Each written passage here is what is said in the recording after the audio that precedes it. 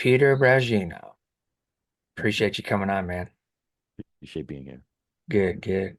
Um, like I had mentioned a little bit earlier, we it's been 11 years since we were actually face to face, and that was out in Orange County at a artist conference summit that was put on by Noah Elias with Noah University. Mhm. And you and I were both part of that group and attended that summit out there. But it's been a long time being face to face, and I'm glad to be able to do that again at this point in time. And also, I've been, following you right along since then. So Yeah, glad you're same. here. Same on this side, brother. Right on, right on. Hmm. So let me just give a short introduction here for you um, for the audience so they get an understanding of who you are. So you are a visual artist and creative director, as well as a veteran of the U.S. Marine Corps, where you were an air traffic controller. You're the founder of Regino.com, which you offer a selection of your work over the last 20 years, aiming to illuminate the soul and highlight our intrinsic connection to the Earth's elements, trees, rocks, water, and air.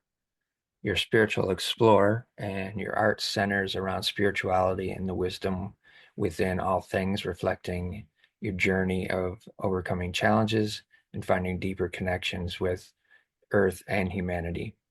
You're a mixed media innovator, utilizing mixed media to create a sense of movement, transformation, employing vibrant colors, intricate patterns, and abstract forms. You're an indigenous medicine community participant. Your involvement in the indigenous medicine community enriches your art, adding layers of spiritual insights and practices. And you're also an advocate for self-discovery. Through your work, you invite viewers to explore self-discovery and reflection, aiming to inspire others and to listen to their inner voice and appreciate the beauty around them, which I think is amazing, just from the simple fact that um, I think creativity is a spiritual element in and of itself.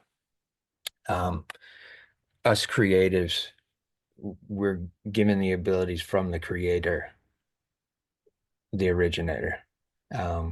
And our work has the ability to help others heal, help inspire others, um, and help others shine and share our work to give meaning to them because that's where they find meaning in our works over the courses of their lifetimes.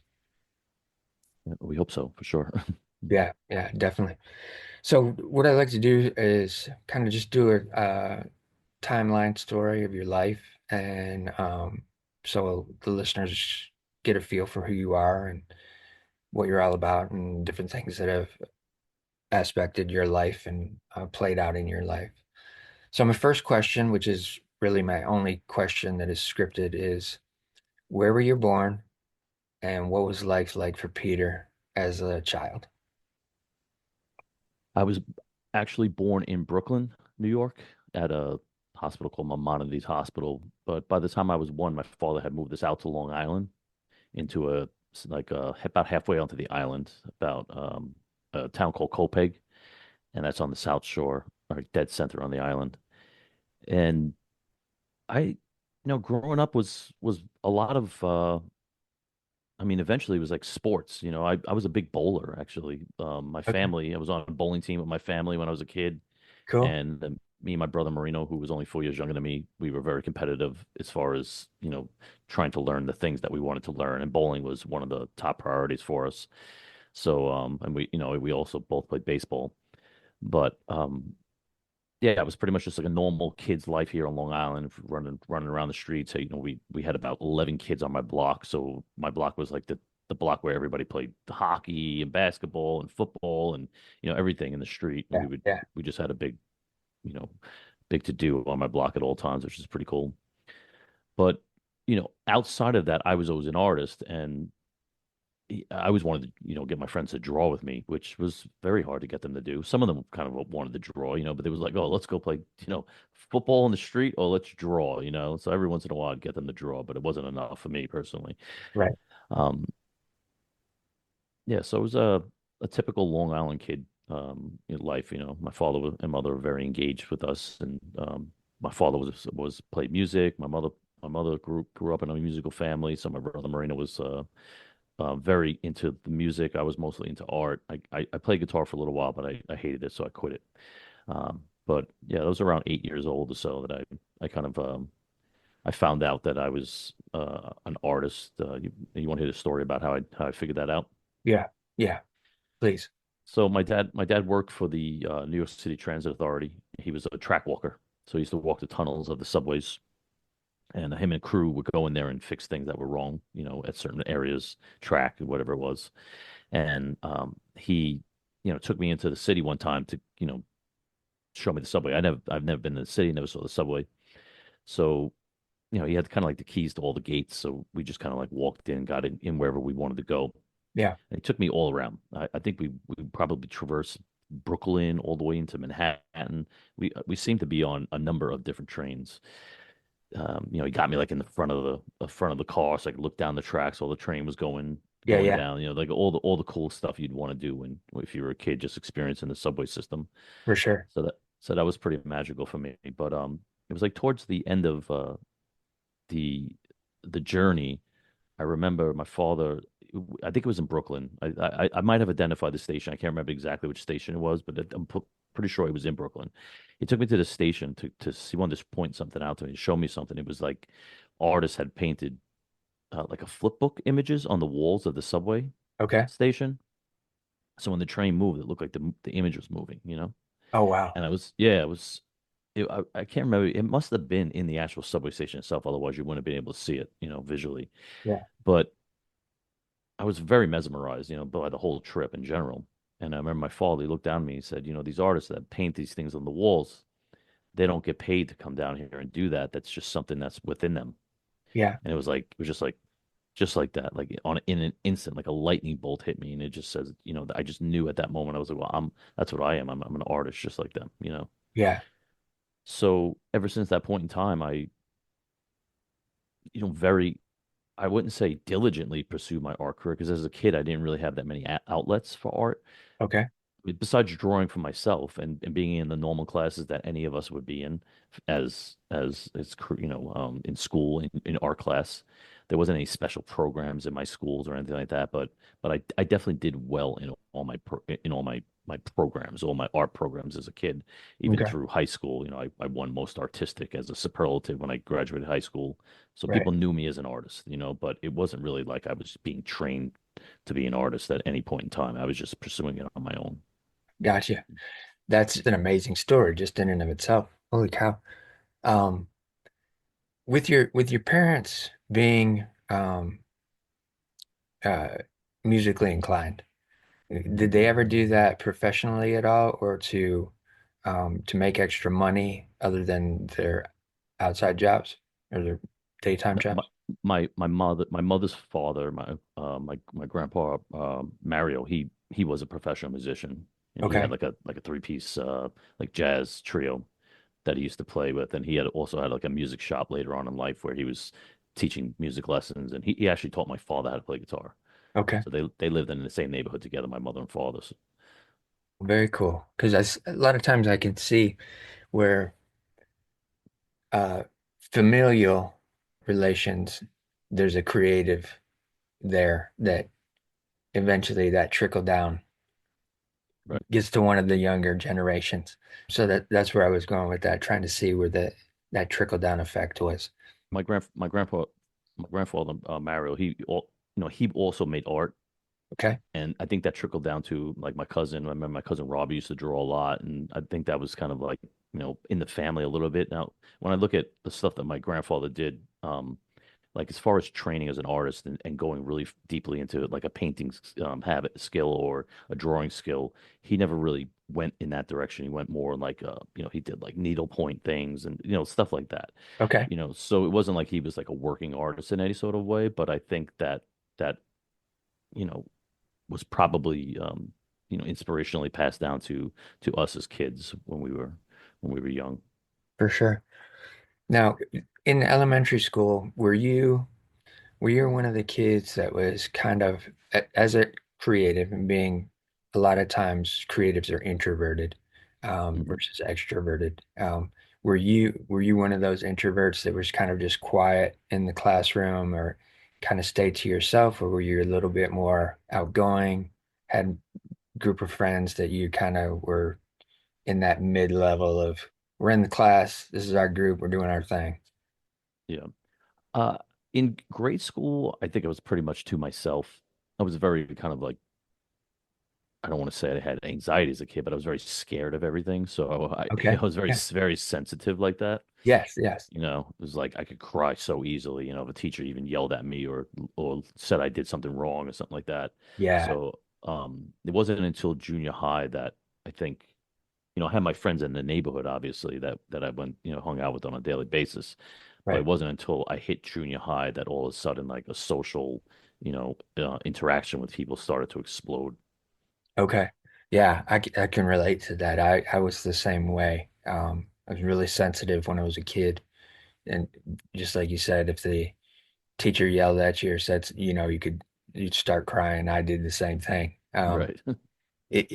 And I don't really understand that element even to this day, other than the fact that that sensitivity um, within us at that age um, is it's almost like a shock factor type scenario. So any loud noises, anything that seems to be um, belittling to us, even if it's just a correction, a lot of times it doesn't always get portrayed that way from the adult. It Right. just gets portrayed as, you know, loud, loud vocal noises coming at you full on. Sure. And it hits you in the gut kind of or in the heart, either one, and it taps into that sensitivity and you just want to start crying because it's a foreign thing in a way. Right. So it, with moving into junior high, high school, the interactions there, you said that started to become a bit more social. Was that due to potentially playing any sports, or was it just to getting at that age where social interaction is just starting to um, evolve and expand? Well, I mean, we were like three or four different elementary schools kind of Okay. all coming together into a junior high All right. so we were being exposed to a lot of kids that we didn't know Yeah. yet. And yeah, I mean the real true story is that I was like kind of like all of a sudden like very popular. I don't know why like Okay. all the girls liked me.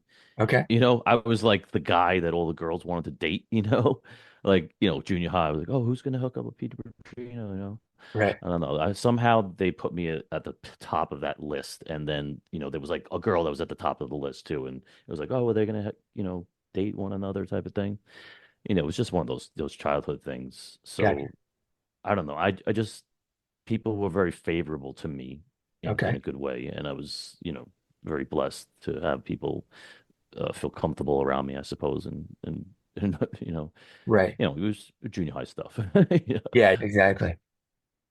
Are you're playing sports and stuff with the neighborhood kids out in the street, which, me knowing a little bit about New York City and that kind of stuff, and as you expand out from the main city, it starts to be more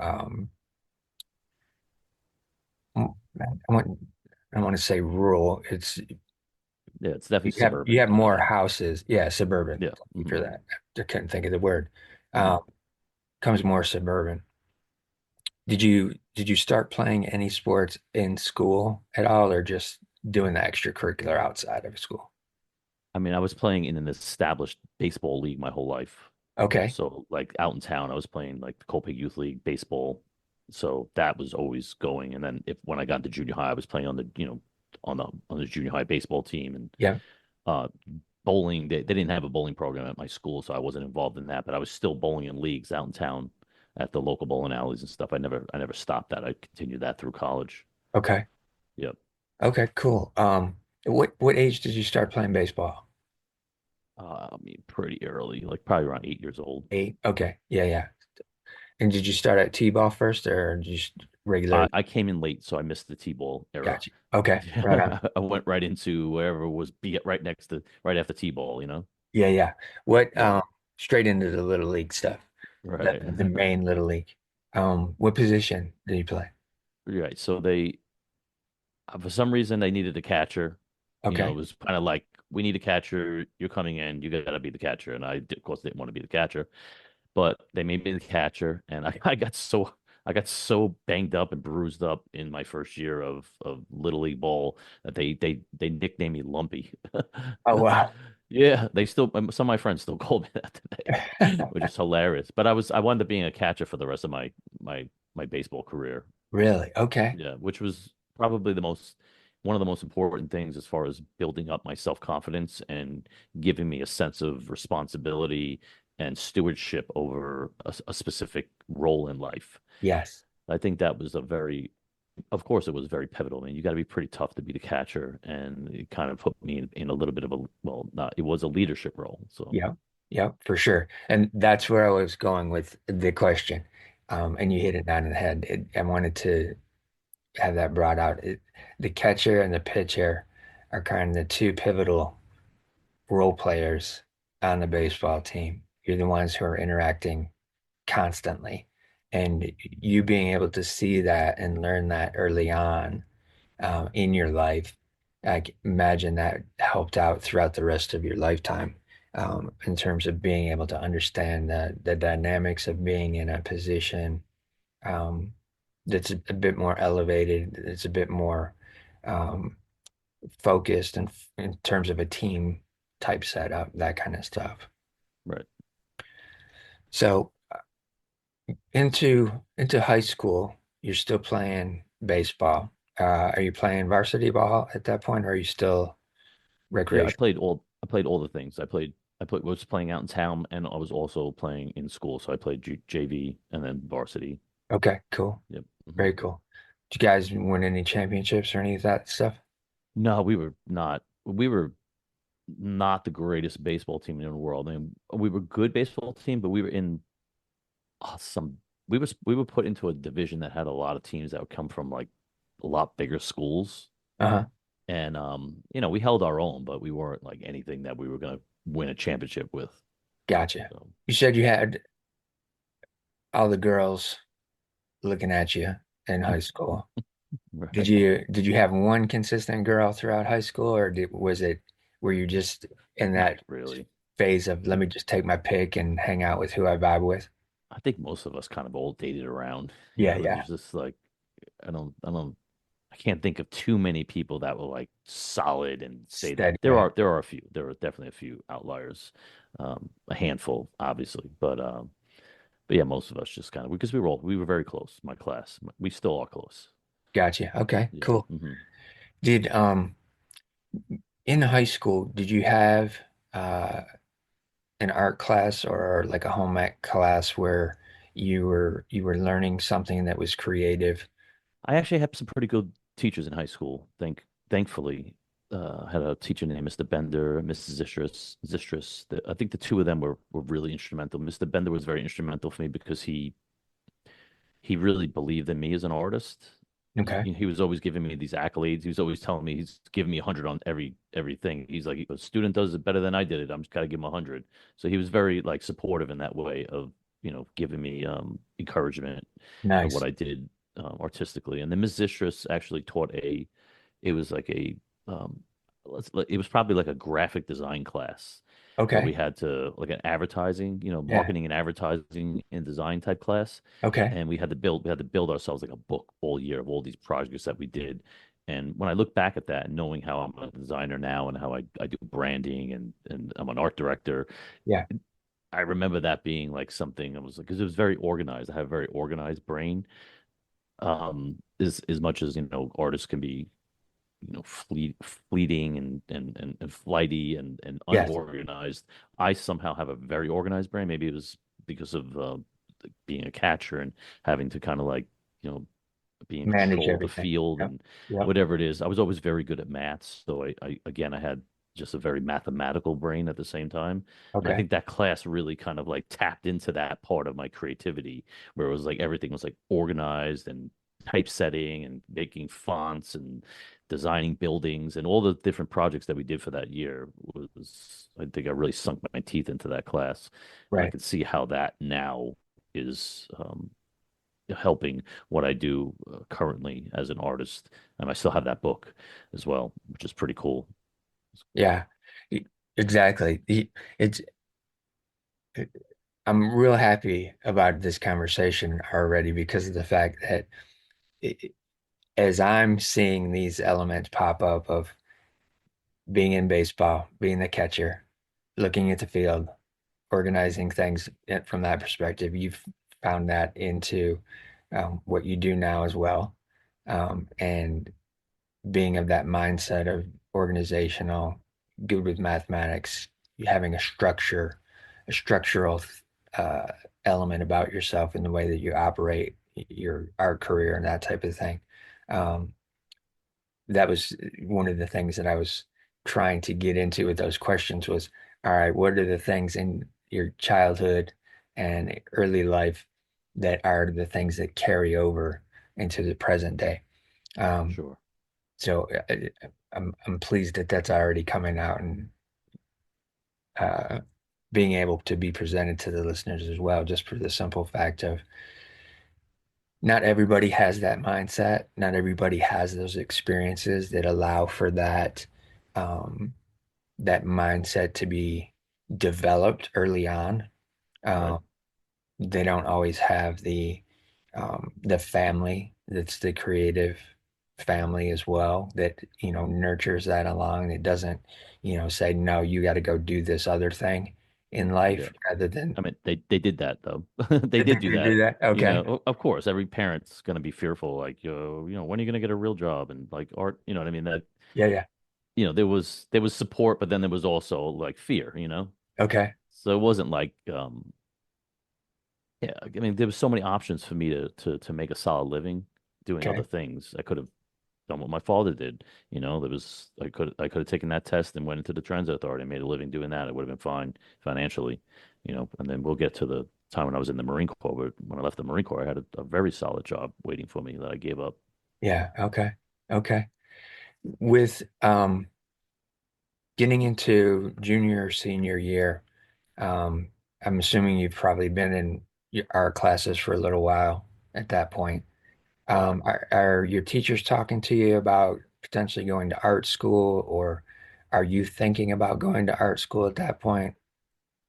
Yes. Okay. I don't think we were like preparing me to go to art school because I just basically didn't think I had the money to go to to go to art school because, like it's probably just being naive, but the art school that I'm thinking about is like the art. What's the one in the city that's like famous art school? It's like a design school. I can't Parsons? remember. Is it Not Parsons? Parsons. Okay. It was like it was more like a design school. But anyway, it was one of the big ones, Okay. and it was like $35,000 a year or something like that. And I was like, Yeah, there's no yeah. way I'm going. I can't afford art school. Although now I know that there are other art schools that I could have possibly went to. Yeah. I just in my brain, I was like, I can't afford art school, so I'm gonna do something else for the time being. Even Okay. though I'll always pursue art, but I have to just find a different way. Gotcha.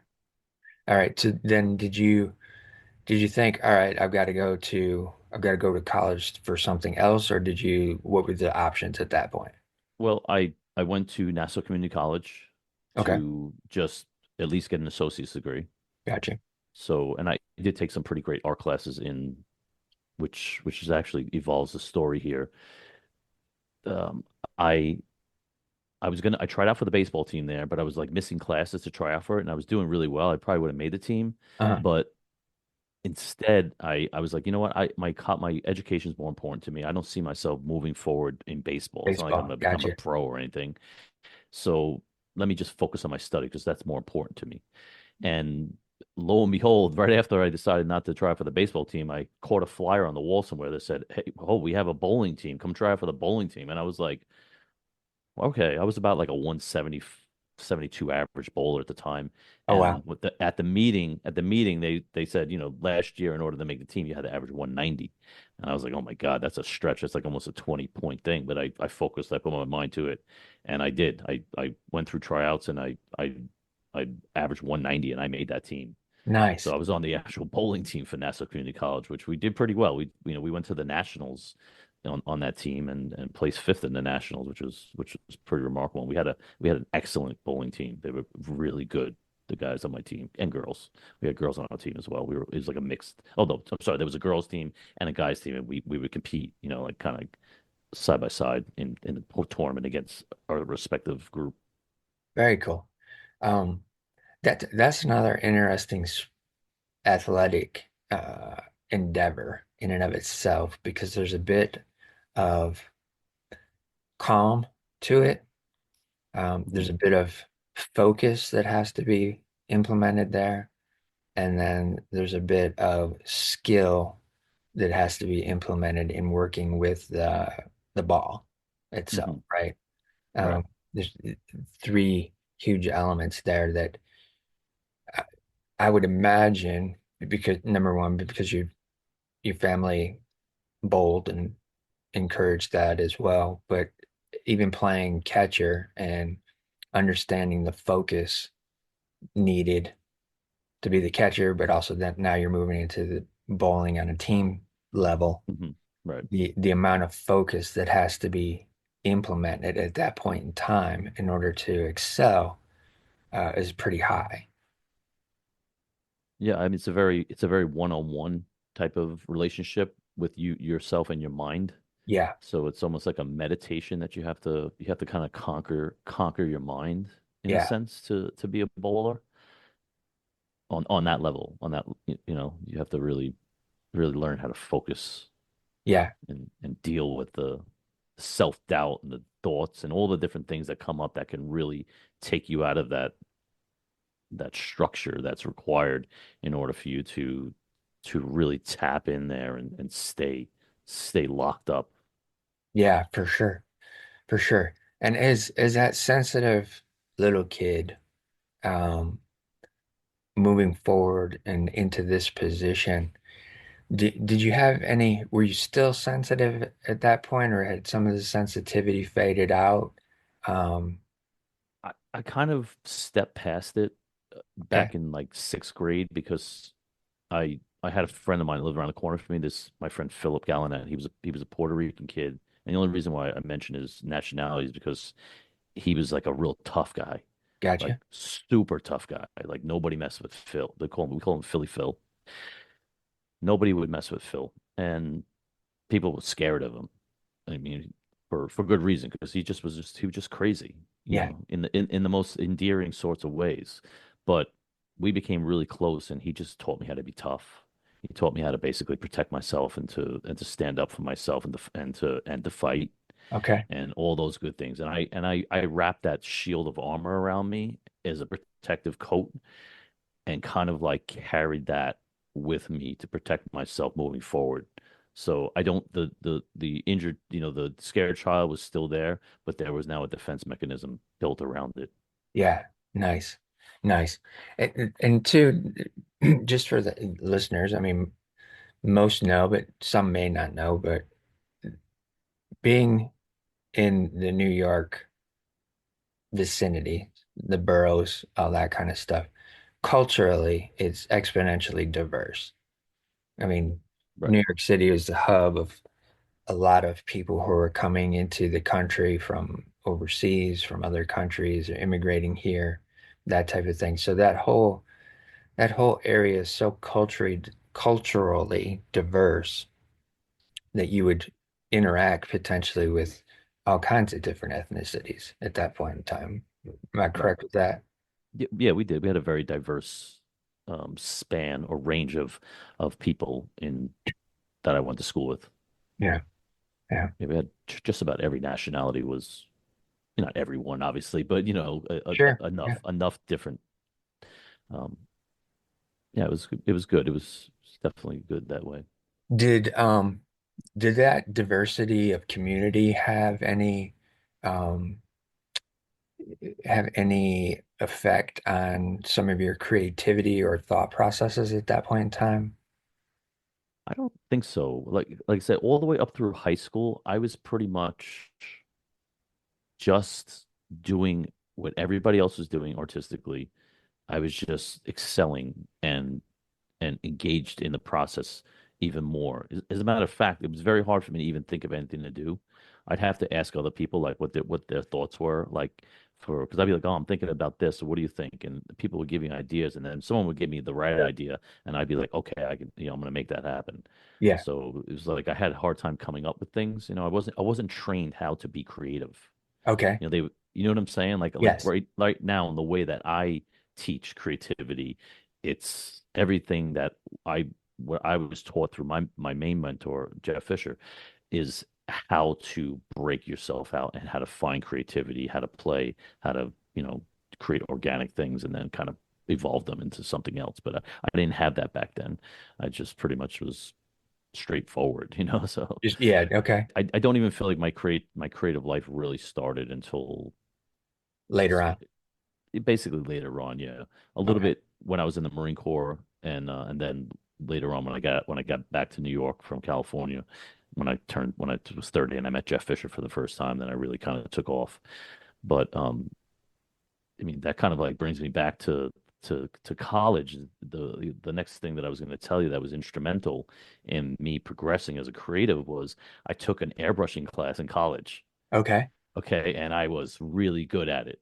Nice. Like the mathematical thing of like this is she taught airbrushing, like illustration airbrushing, where you had to like make like masks, cut out masks and spray into them. We did like a photorealistic picture of a car and like all these like cool projects that were like it was just really really mesmerizing to me the thing about airbrushing in general.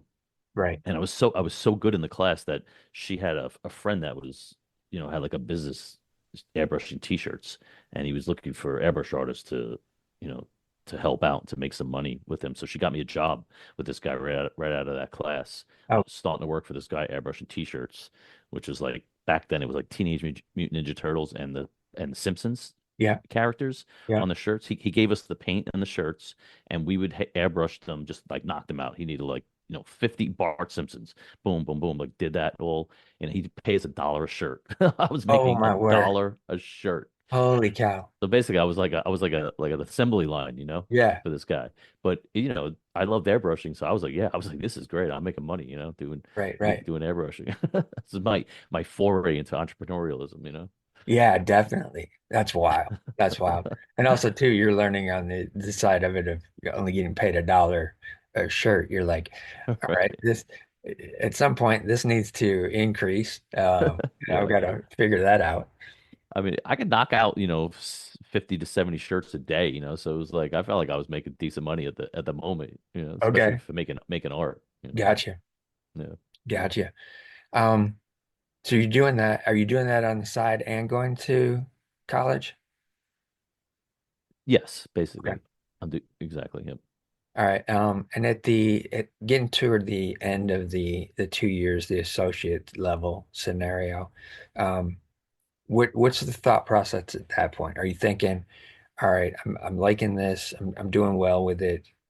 I've got this other side job doing some airbrushing. Um, what are your thoughts about moving forward? Are you looking at going to a university at that point, or Well, what actually happened was that a friend of mine went into the Marines, okay, and about halfway through my first year of college, no, I think I was done with my first year of college, and he was coming back from Marine Corps boot camp, so we were invited to a party at his house to welcome him home and stuff. yeah, And I would have never gone into the military. If that's 100%. If I would have, I might have gone into the Air Force or something like that because my cousin was in the Air Force, and you know definitely not the Marines. I didn't even thought about the Marines. It wasn't even like the thought process didn't even occur to me. Yeah. But at that party, he's sitting there telling us all these stories. He's wearing his dress blues, and he was obviously right out of boot camp, so pretty, he was pretty admirable looking at the transformation that had happened to him. Right. But and again, I'm still not thinking about anything. But he's just rattling off stories, and his mother pops her head into the room where we're all hanging out, and she was like super proud of him. And she just goes, "You know what? You guys should all think about joining the Marine Corps." And as soon as she said that, again, second time in my life, that lightning bolt came and said, "You're going to be a Marine." And Oh that was wow. it. Yeah. So it was just like instant download. Like, oh, you going in the Marine Corps? Like, okay. So I went down to the recruiter's office. I joined the late enlistment program, and I was just basically waiting till I was finished with um my college to get my college associate's degree um to leave for boot camp. Okay. Okay. Yeah. And then with that experience, going from Brooklyn basically to boot camp. Where did you do boot camp at?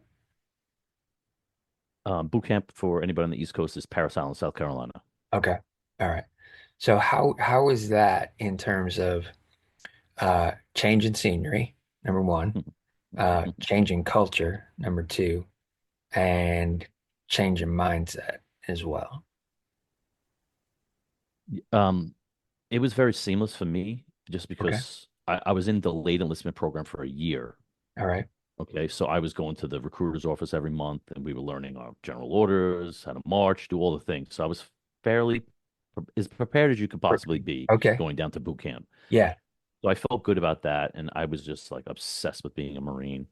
And when I went down there, it was just like I was just in my glory. I was just I would just ate up every single moment of that experience because it was just like all I wanted to do was be a Marine. So it was amazing for me. I loved it. A lot of people didn't have that kind of experience, but like a lot of people say, what did you think about the first night you were laying in your rack and you were down there in boot camp and stuff? And almost everybody I've spoken to, they all think to themselves like, "Oh, what did I do? Oh my God, what did I do?" You know what I mean? Like, why Right. did Right. I do this?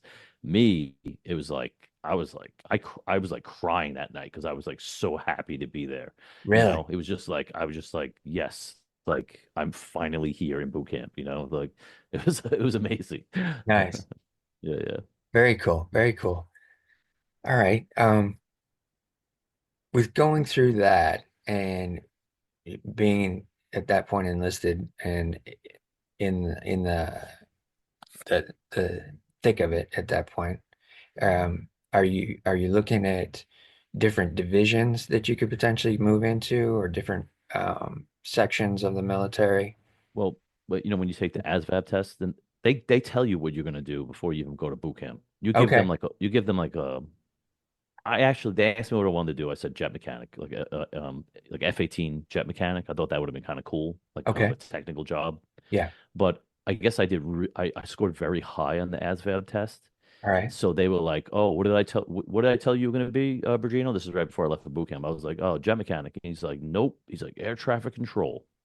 And I was like, okay, I don't even know what that is, but I'll ask around and find out what that's about. And when I started telling people that that's the job they were giving me in the Marine Corps was to be an air traffic control, people were like, whoa, that is an incredible job. Like that's amazing that you're going to get that. But um, the thing that probably is good to add to this conversation as far as the development of a mind and the character is that when I was in Marine Corps boot camp, they made me the guide of the platoon, the leader Oh, of the wow. platoon. Okay. Yeah. So I graduated as the guide of the platoon. So I was in charge of the platoon the whole time. So I basically had it harder than everybody else because anytime someone got in trouble and got dug on the quarter deck, I had to be with them getting dug at the same time. And Yeah. dug means like physical exercises, Okay. whatever, to try Yep. to kind of like punish you and break you. Right. So I I had that leadership role now, and because I had gone to college, I was already going to. Well, you start out as a private, but I was already going to get PFC, private first class, so E2, Yeah. because of my college time. But then because I was the guy, I got promoted to E3 in boot camp. It was just me and like four other guys that the guides of all the other platoons, and we all got meritoriously promoted at boot camp. in front of like the generals came and gave us a medal and all this good stuff. Right. My parents got to sit with the generals in the main stands, and we were separated from our platoon for boot camp for graduation day because we were just in that separate thing. So I outranked about 400 people coming out Wow. of boot camp. So when we left boot camp, we went to Marine combat training, another month of Marine combat training, and us four that were higher ranking than everybody at the moment, we were then put in charge of those platoons, and those platoons had 100 people in them each. Oh, wow. So I was just like thrust into these leadership roles. Yeah. Um, but yeah, That's interesting. Very interesting because again, I'm drawing a line back to being in that catcher position, right? right, Having the whole field in front of you, the whole team in front of you. You're in a role early on in life where it's like we're putting you here, putting you in this position. You got to kind of be the director. So to you and the catcher are the directors, basically. right, Um, i- and then two, moving forward, you get into this position of get into the military that you're excelling from a brain function aspect, right? You're excelling there. And so immediately you're just moved right into these leadership positions, which again, that's another mindset scenario where you have to shift your mind into focusing on, I've got to make sure that these guys are doing the right thing. I'm helping them do the right thing, and I'm guiding them to do the right thing for all of us to move forward right, and be the best that we can be um, in those positions. So that's very cool, very interesting too. That's the timeline of your life story is putting you in those positions of right. uh, higher levels where most people they're at the bottom and they got to work up from there.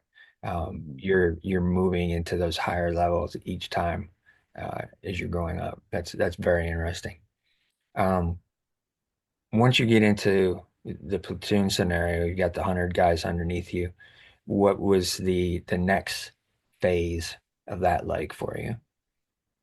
I mean, that was just another month of Marine combat training out in the field. And then once you get done with that, you go straight to your MOS school that's going to teach you your job. So I shipped straight from Marine combat training right to Millington, Tennessee to go to air traffic control school, Okay. which Okay. was, I can't remember how long that was, maybe 7 months air traffic control school was, something like that. Gotcha. Did you find that interesting, or easy and Uh, interesting or it wasn't easy. No, I okay. didn't find it easy. Nobody found it easy. It's not, there's nothing easy about it. It's very difficult. Passing grade at air traffic control school was a 90.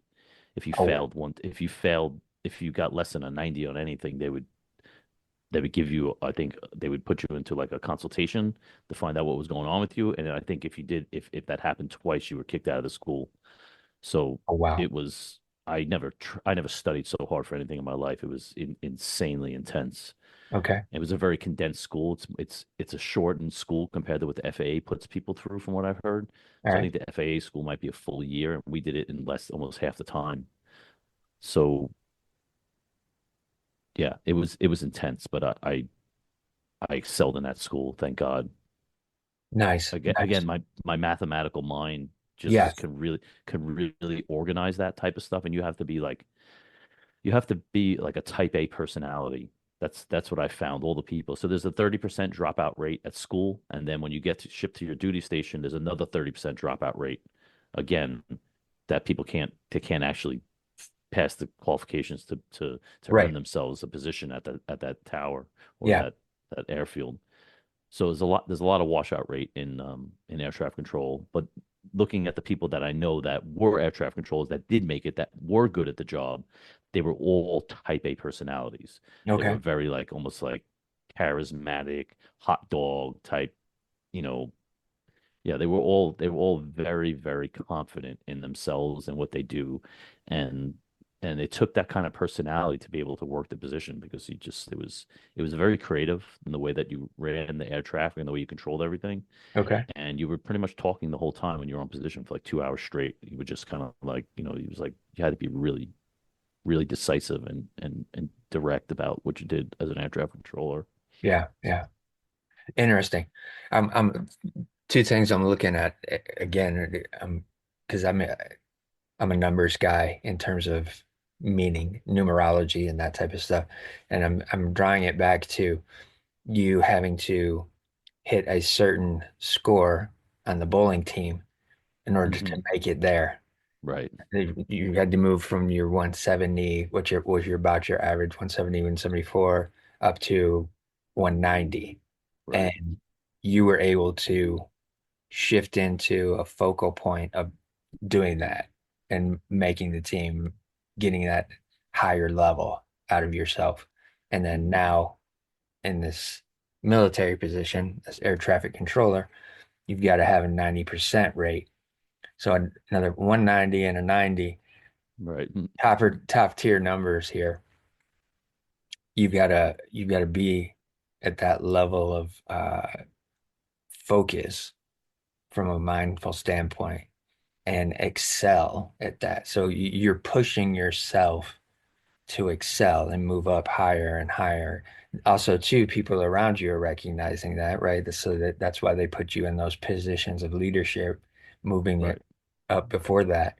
But I'm finding that interesting, seeing that you're from a mindful standpoint, you're excelling. You're pushing yourself harder, farther to attain those levels, Right. which is it's amazing to have that ingrained in you, and also to being a solopreneur as well, doing your creativity and your art and all that kind of stuff with that type of mindset. So once you get through the course of doing that, you get trained in that. What's the next step at that point?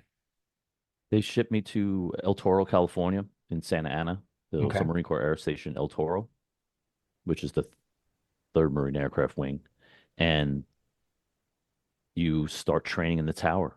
I got put in the tower. You could either go down into radar, or you could go into the tower. Tower controls all the aircraft in the air, um, departures, uh, arrivals, and any aircraft coming into the airspace or transitioning through the airspace. The radar controllers down there helped guide down planes in inclement weather down to the airfield. So they it was like they were talking to them. They were basically guiding them down to the runway. So I was a tower controller, and in the tower, there's four positions. There's data, that is basically the admin that helps the local controller controlling the aircraft outside stay organized. Him and the ground controller, and then you move to ground control. You have to pass that. Then you move to local control, which is the one controlling all the aircraft in the air and taking off and landing. Ground controller controls all the aircraft taxiing and all the vehicles on the runways and on the airfield. And then once you get checked off as local controller, then you have to go get checked out as a supervisor, and the supervisor watches everybody and makes sure everything's going right.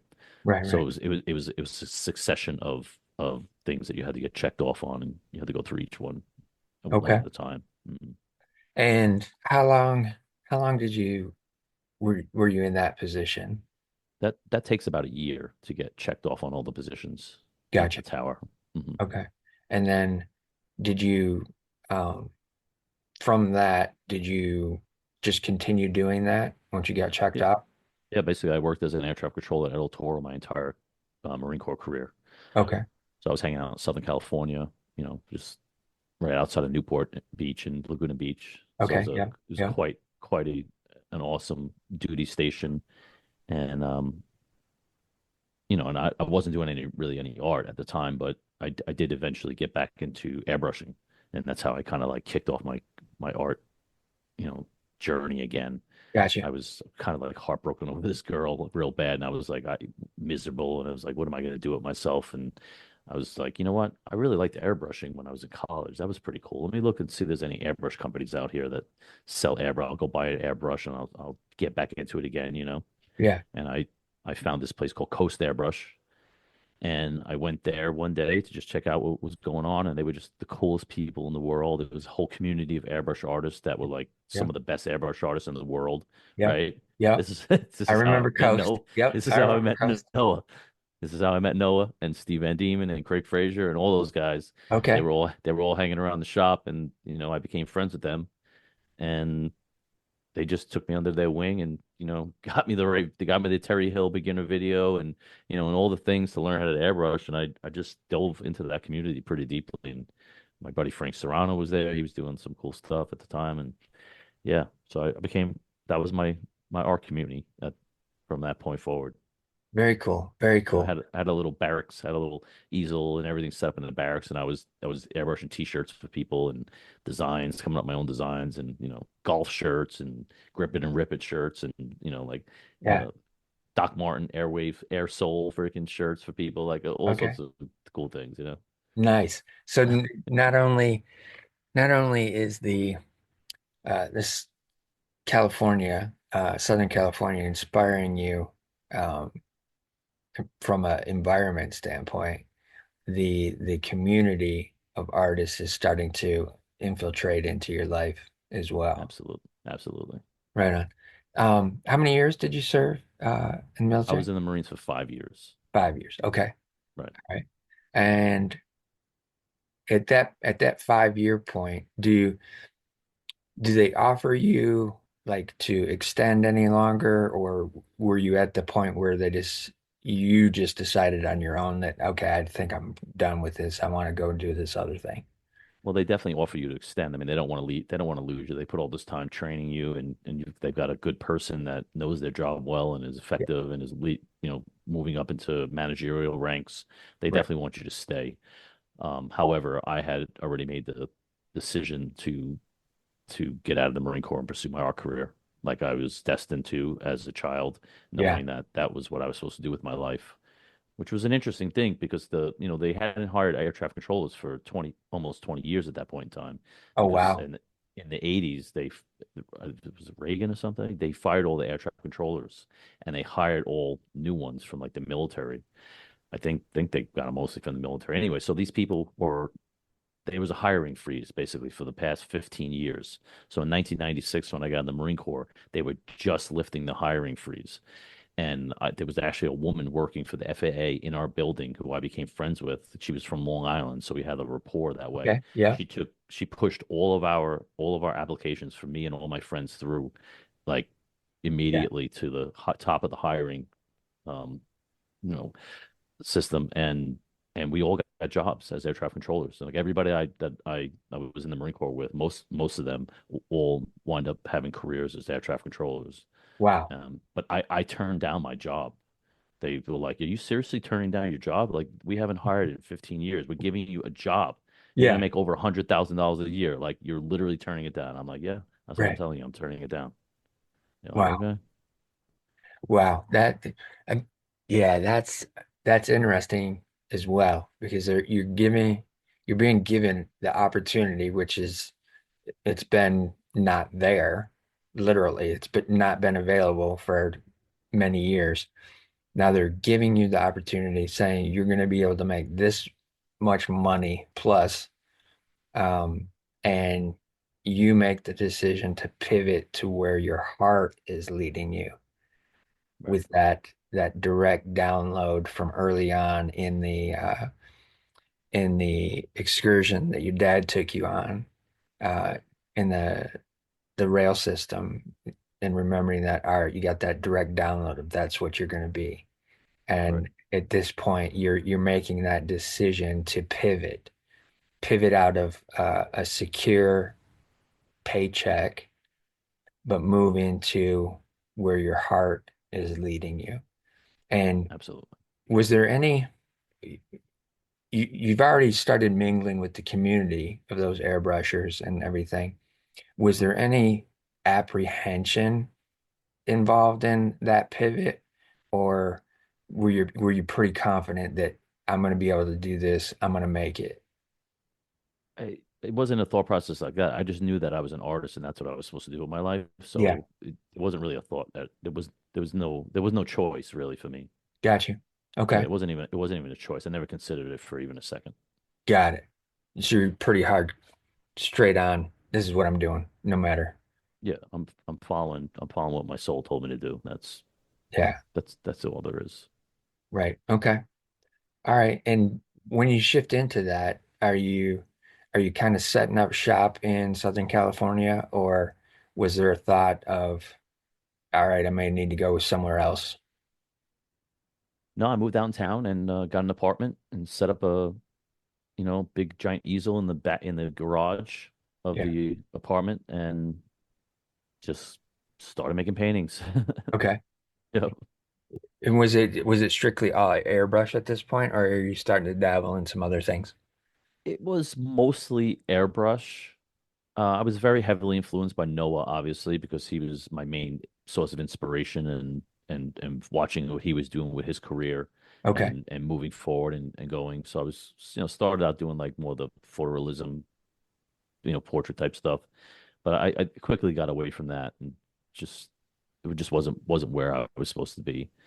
I started using painting abstractions and all sorts of crazy stuff. I actually had a couple of shows at Noah's Gallery, which was an incredible blessing. I didn't even realize how I was always grateful for, being a part of his life and him, allowing me the opportunity to show my work and stuff like that. But yeah, looking back on it now, it was quite an honor to be able to be supported in that way. I always have a fond place in my heart for Noah as a friend.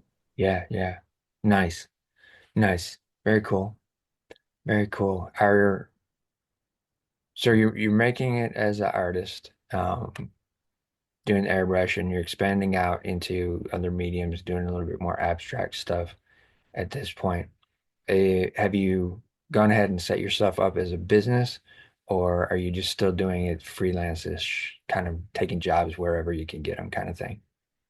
I mean, I did open a, well, I didn't, yeah, did I officially open a business? I can't remember, but I had a website in Okay. 1998.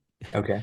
I had worked with Noah's designer, Drew King, and Drew designed me the logo that I still use today, my Okay. signature plus this B that I use. Yeah. And he designed a website for me, put all my images up there, all the good stuff, and we were kind of like out there doing it. I was working a part-time job as a bartender, Okay. to help pay the bills. Obviously, I wasn't really making money as an artist, but I was in pursuit of wanting to move in that direction, of course. Gotcha. But Gotcha. I did sell most of the work that I showed at those openings. Okay. It was very well received. Yeah. Yeah. And two, just to reinforce who you're referencing, Noah Elias. He's done so many different things over the course of the years that I've followed him. But he's tapped into Disney and he does a Right, lot of Disney art. Um, so right, people can always just go and Google him and find him online. But right. He has the Kid in Me series of his own original series that he created, which yeah, was highly very successful. yes, yes. All right. So how long are you in Southern California then at that point? Almost 10 years by the time I decided to move back to New York. Okay. Yeah. And was it kind of just smooth sailing through those 10 years, or was there any aspects of that time in your life where there may have been some struggle or some questions in terms of what you're doing or Right. So, interestingly enough, when you go in the Marines, you can't do drugs anymore, smoke pot or anything like that. yeah, They're yeah, very, very critical of that. yeah, And, so, but I was living on Long Island. I was always drinking. I mean, just like grew up in a party culture. yeah. So I went into the Marine Corps on November 17th, 11/17, 1991. You get out the same day. So I left the Marine Corps 11/17, 1996. Okay. And I proceeded to, I mean, I was probably smoking weed that same day. You know what I mean? Like, Yeah. let's go, let's Southern go. California Like, too. exactly. I was like, I was young. It Right. was, I was only like what, 25 years old, something. So, but over the years and trying to navigate the life of entrepreneurial, pursuits and the art business and the whole thing, whatever, it was a lot. It was a lot to manage because I really, at that point in time, I don't think I didn't have the skills that I have now as an artist. Like my skill set, my real skill set, skills as an artist began when I moved back to New York. So I I don't have the confidence in the ability of what I can do as a creative to be able to diversify my income.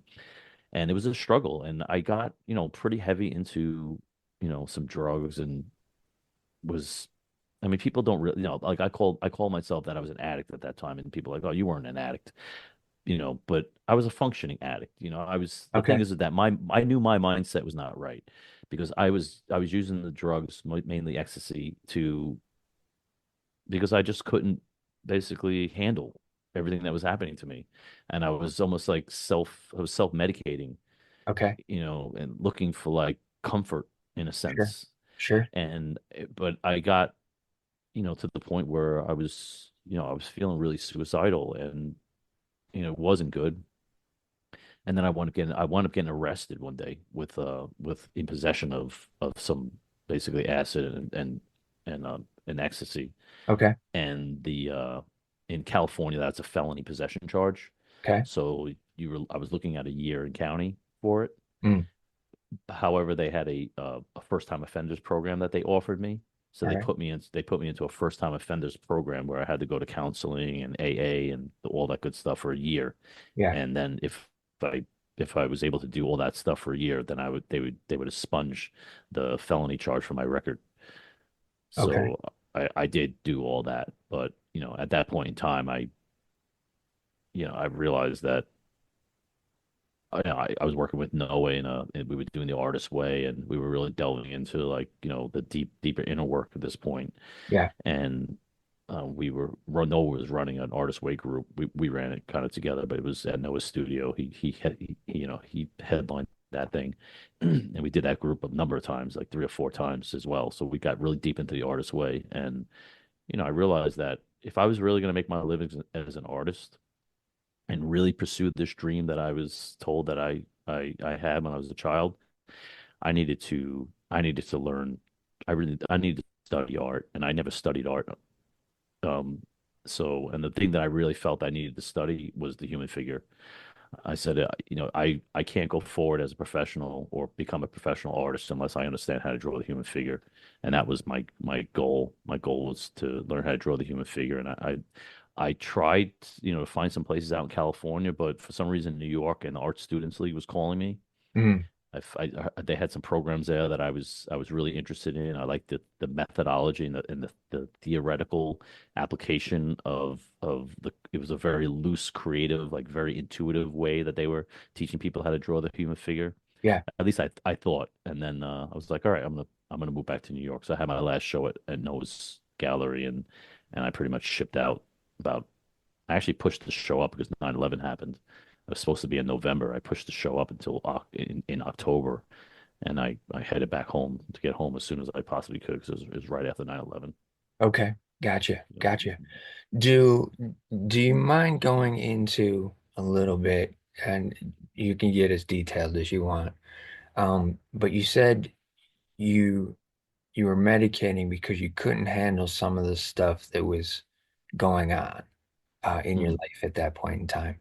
Could you give the audience just a little bit of glimpse of what maybe one or two of those things were that was affecting that increase in usage? Yeah, it was mostly just control. Like I was getting at a point in time, it was like lost love, Okay. failed relationships, Yeah. Yeah. things that happened in those relationships that were hurtful, and it wasn't when I really peel back the curtain on that, I realized that what I was suffering from and what I was looking for was I had a lack of control over everything because if we go back and we trace my timeline, we see that for, for some reason the world presented me in a positive way always. Yes. It always it always made people like me. It always made Yes. me excel in everything. And here I am now at a point in my life where it's like I'm not able to excel here, you know? Right. I'm not able to control what happens to me in a relationship. There's this sense of me wanting to like almost like assert some dominance over what's happening in my life, and I can't Yeah. because that illusion of control I'm starting to realize is it doesn't work that way. That I need to go.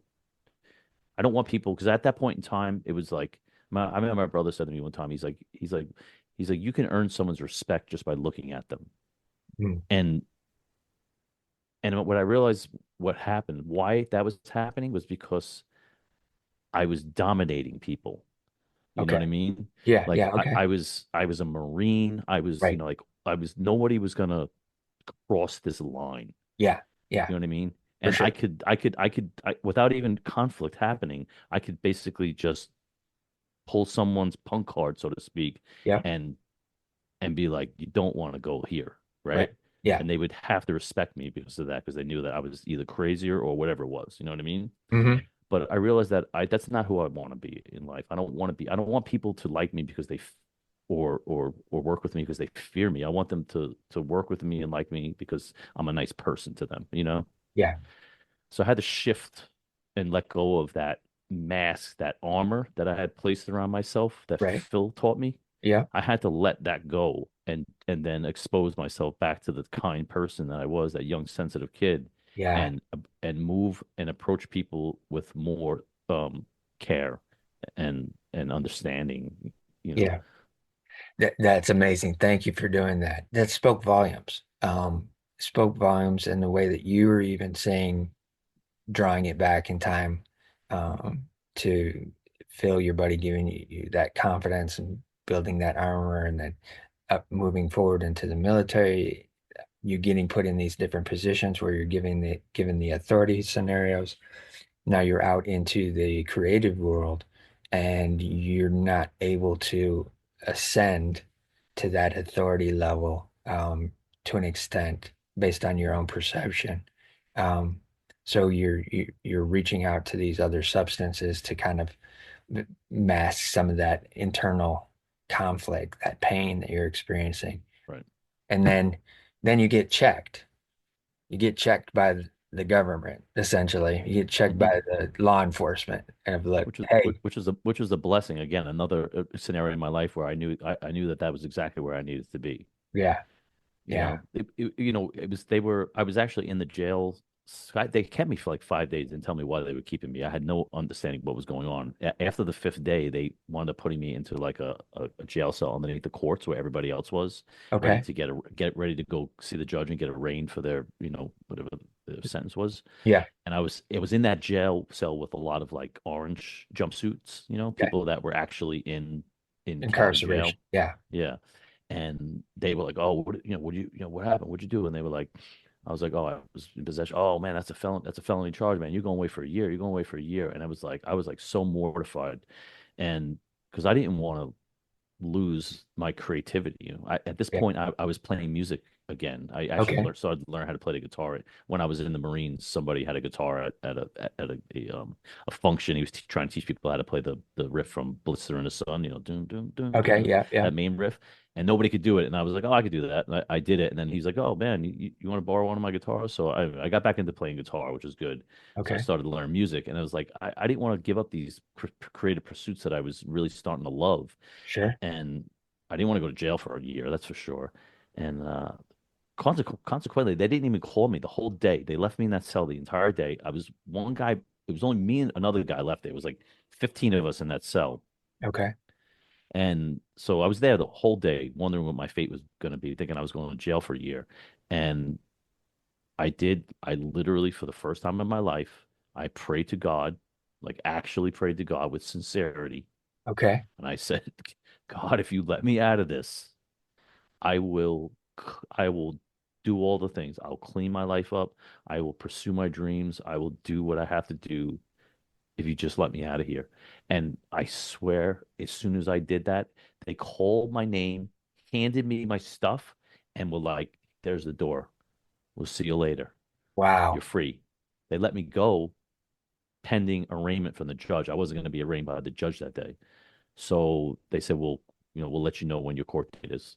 So I literally walked out into the sunshine at that moment in time. Holy cow. Yeah.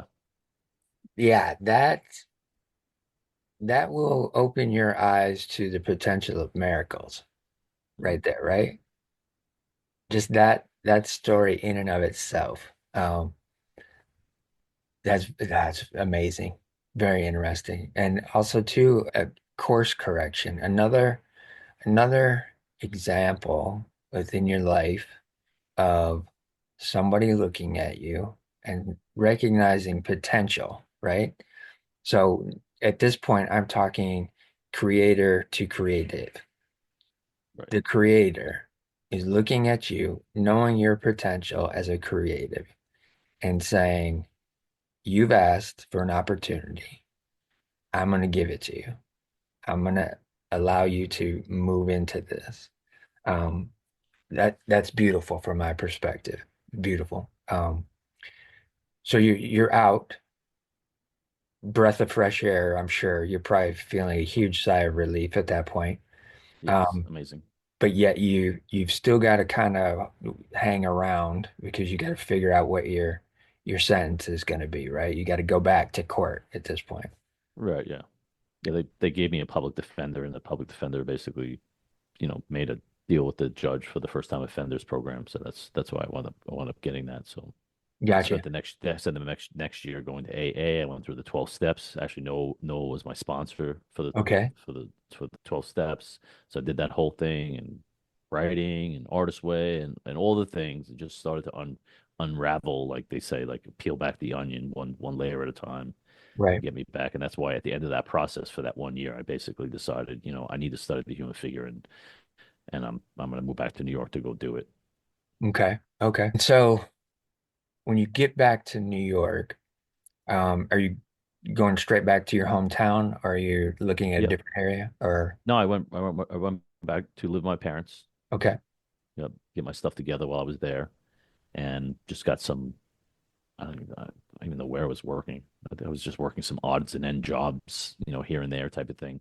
Hmm.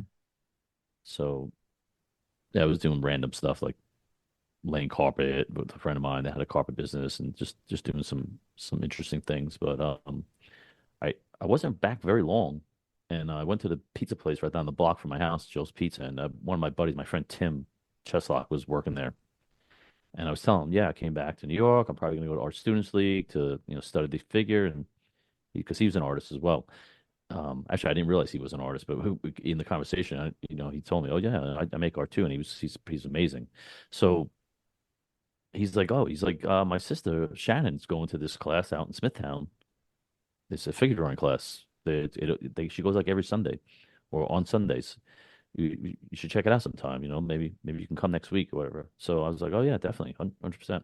Right, right. So that's when I met Jeff Fisher, Okay. my main mentor. And yeah, when I walked into that class, it was like in a ballet studio. It was just a naked model on a model stand in the middle of the room, and just like people with drop cloths all around the model, all on the floor, with like tons of art supplies just spread out everywhere.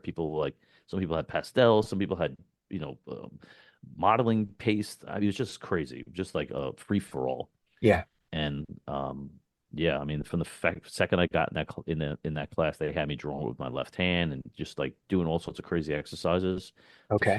free my mind. Yeah. And that's the way Jeff Fisher taught. He had a lot of different exercises that he gave us. And yeah, I just knew it. I knew, again, another moment in my life where it was like, wow, like the universe has put me in the perfect place. This is like I'm gonna build my artistic, understanding here. This is where I'm gonna be born as an artist right here. Yeah. That's great. That's great. And with that new again stretching you out, making you excel, go beyond what your current level of expertise was, challenging you to go further, challenging your mind to start thinking differently. How is your mind at that point in time experiencing this? Is there any internal um, pushback, for lack of a better word? Is there internal pushback at it, or are you just completely open to, I've been given this opportunity to, number one, not be in jail for a year, come back to New York. I've made this decision. I'm going to do the right things to move this forward. And now I'm learning all of these different techniques. I'm learning to work with my left hand, which is in and of itself, that's a complete shift in brain use Right. because, left and right hand brain function is different. Um, and it being wide open, like you're describing this figure drawing class and with this model, and everybody's just kind of doing a little bit of everything, and everybody's spread out, and it's not really a structural organization, which is something that you've been used to for Right. many of your years up to that point. How is the mind rationalizing that? Is it wide open, cool, or is there any conflict? No, it's wide open and cool. Okay. I'm just like, oh man, because I'm looking around and I'm just like, my jaw is on the ground at some of the things that these kids are doing. They were all like, I was 30 at the time. Okay. They were all like in their just high school or graduating high school, going into college right then and there. Oh, wow. And they had been working with Jeff for years at this point in time. So they were like, I had never even kept a sketchbook up to this point in my life. Okay. I drew had one figure drawing class in college, but it wasn't anything. It was like more of those technical type figure drawing classes. Mhm. So I was just blown away by what I was seeing. I was like, oh my God. I was just humbled, like super, super humbled. And yeah, they were like, "Oh, do you like this artist? Do you like this?" I'm like, "I don't even know who you're talking about." They're like, "Oh my God, I gotta show you Toulouse-Lautrec. I gotta show you this guy." It was like they were excited to have me there because I was like this older person that had some sense of accomplishment already in my life as an artist by selling a bunch of work and stuff. Yeah. But I was more enamored by all of them and just like, oh wow, I whatever these kids know, I need to know everything they know. I Right. need to like just I'm just gonna sit here and just like absorb everything that's going on around me and just like you tell me what to do, I'll do it. Yeah. And it was just amazing. That's a very interesting dynamic as well, is you've kind of established yourself, done a few things in the art world and established a career, and then now you're in this environment where you're seeing all these younger um, kids and students uh, expanding, and you're saying that you want to be able to do the things that they're doing. So it's kind of like a flip-flop, a reverse of your process of what you've already been through. Right. Um, Now you're starting to relearn some things, learn new things, so on and so forth. Um, is there any carryover residual from the drug use at that point in time brought back to New York? Is there still any of that in play? Yeah, I definitely have the draw to still want that in my life, and I did struggle with that for many, many years afterwards. Okay. Okay. Yep, for sure. Yeah, it wasn't until I another big shift in my life that I kind of started to unravel that and get rid of that in my life. Okay. Okay. Yep. All right. So you're in this class, figure drawing. Um, I'm assuming it's for a particular period of time that you're going to it.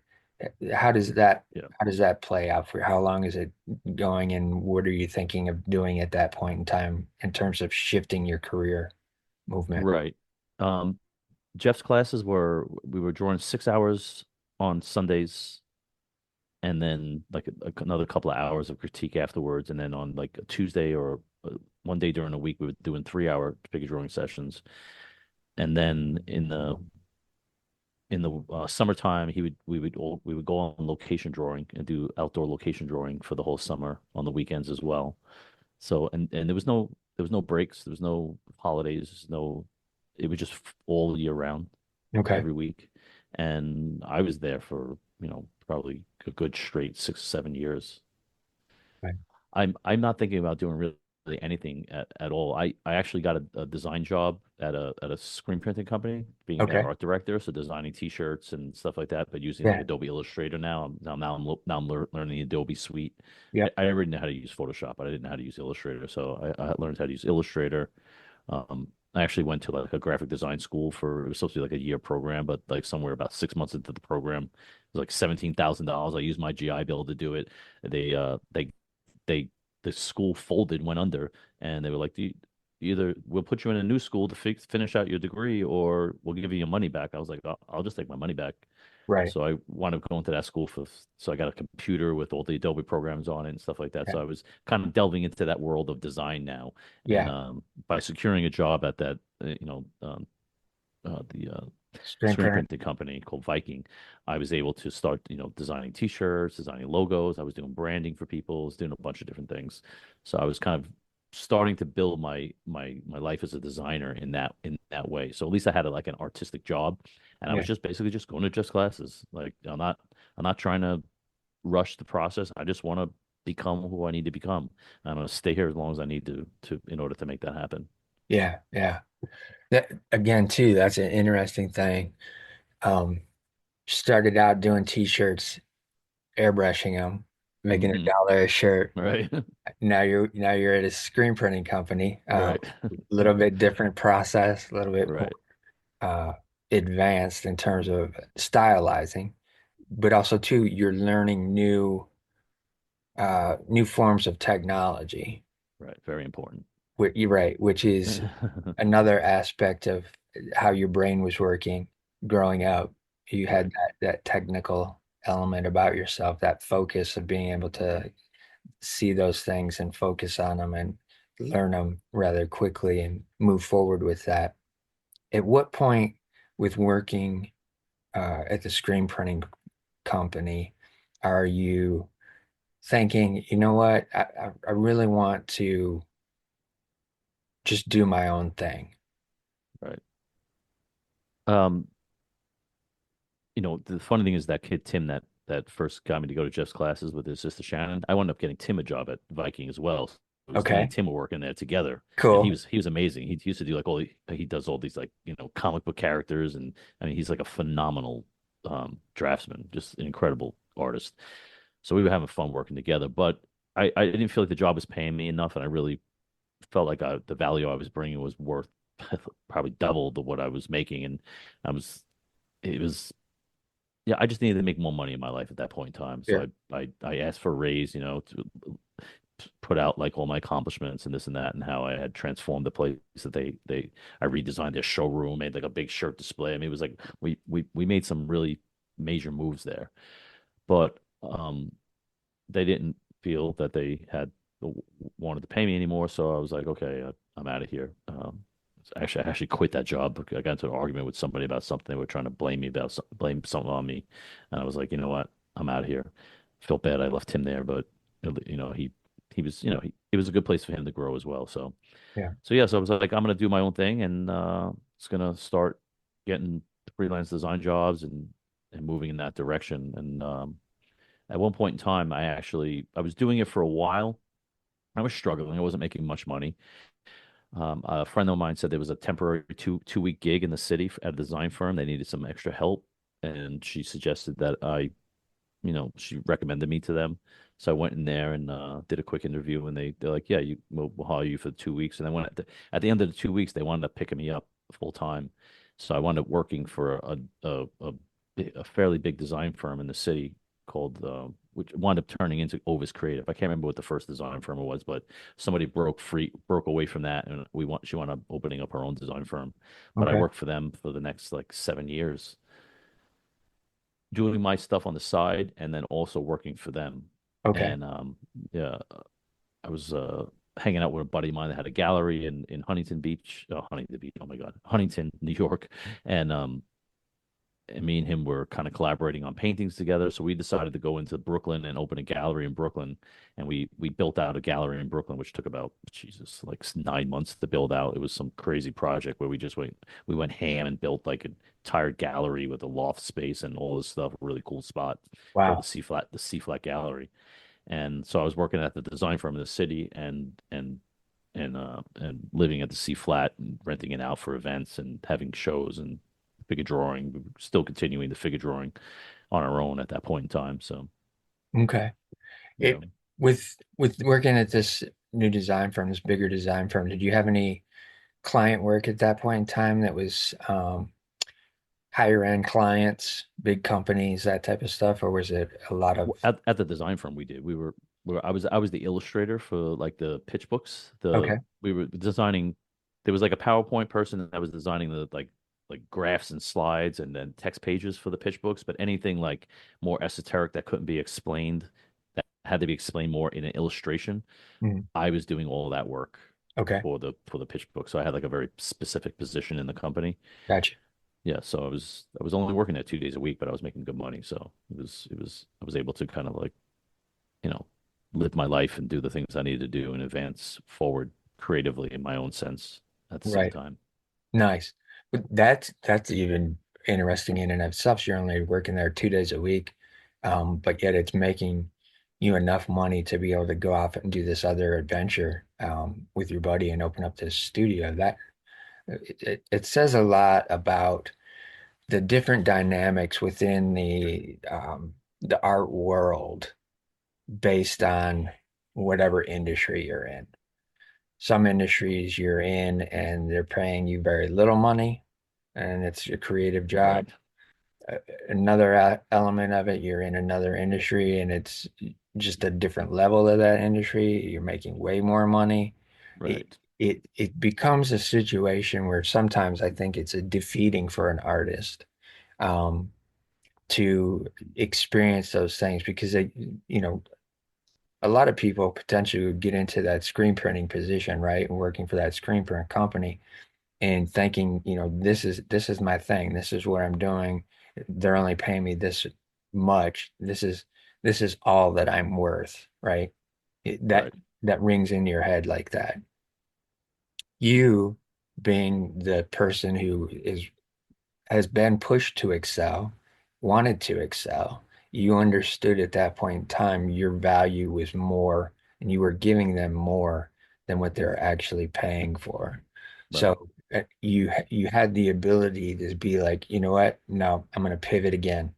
I'm going to pivot out of this, go over here and do this other opportunity, which didn't take up as much time for you but also allowed you to make enough money to be able to go and do this other venture, trying to still moving into the direction of being your own thing, Right. doing your own work, being your own entity. Um, with that, at what point with the gallery were you potentially able to shift out of that work with the firm, or was it still a continuous two job scenario? It was still a two job scenario. I actually, after 3 years of our lease being up, I left the gallery just Okay. because it was a lot of work to have a gallery open there in the city, and it I just wanted some more peace and quiet, and I kind of moved in with a friend of mine, a girl that I was dating in Queens, my friend Jillian, and then I was still working in the city, and I was just at that point in time. I decided that I got obsessed with I stumbled upon concept design, okay? And like environment design, landscapes, backgrounds, characters, vehicles, all that type of stuff, all the stuff that concept designers do for Okay. movies and video games. Yeah. I got turned on to this artist. His name was Feng Zhu. He had a school in Singapore called the FZD School, and then there was also Art Center in Pasadena, which where a lot of the concept designers really, cut their teeth and got their degrees that Yeah. are in the movie industry. I realized that there's all at this point in time now all these online schools are starting to open up.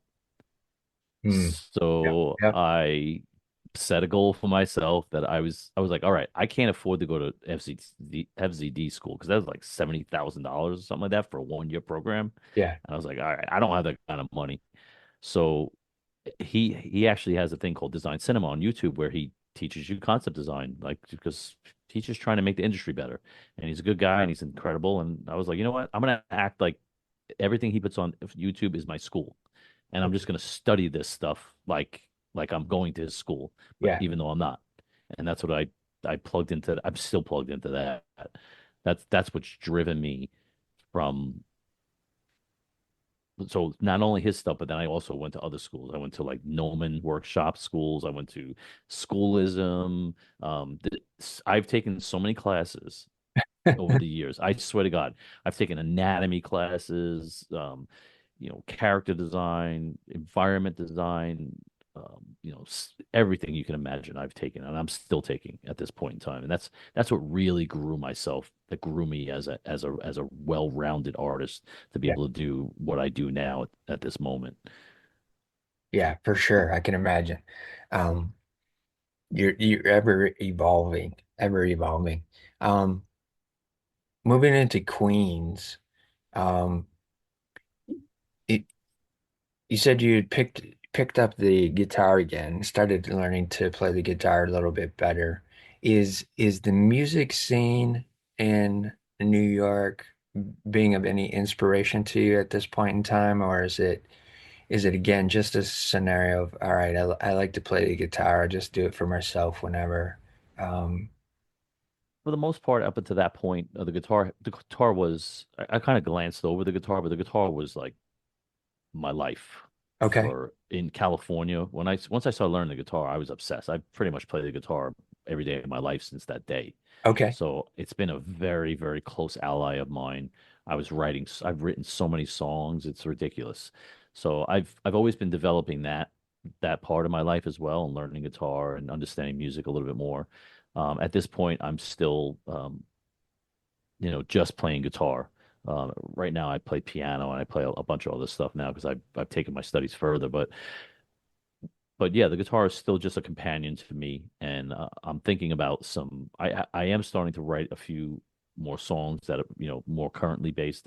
I'm writing songs throughout all these years. I'm writing songs, okay, you know. So, but I'm not like in the music scene in any sort of way. I'm not like trying to go out and play. I have friends that are professional musicians that are out gigging and stuff like that, but that's just not something that I'm really interested in at the moment.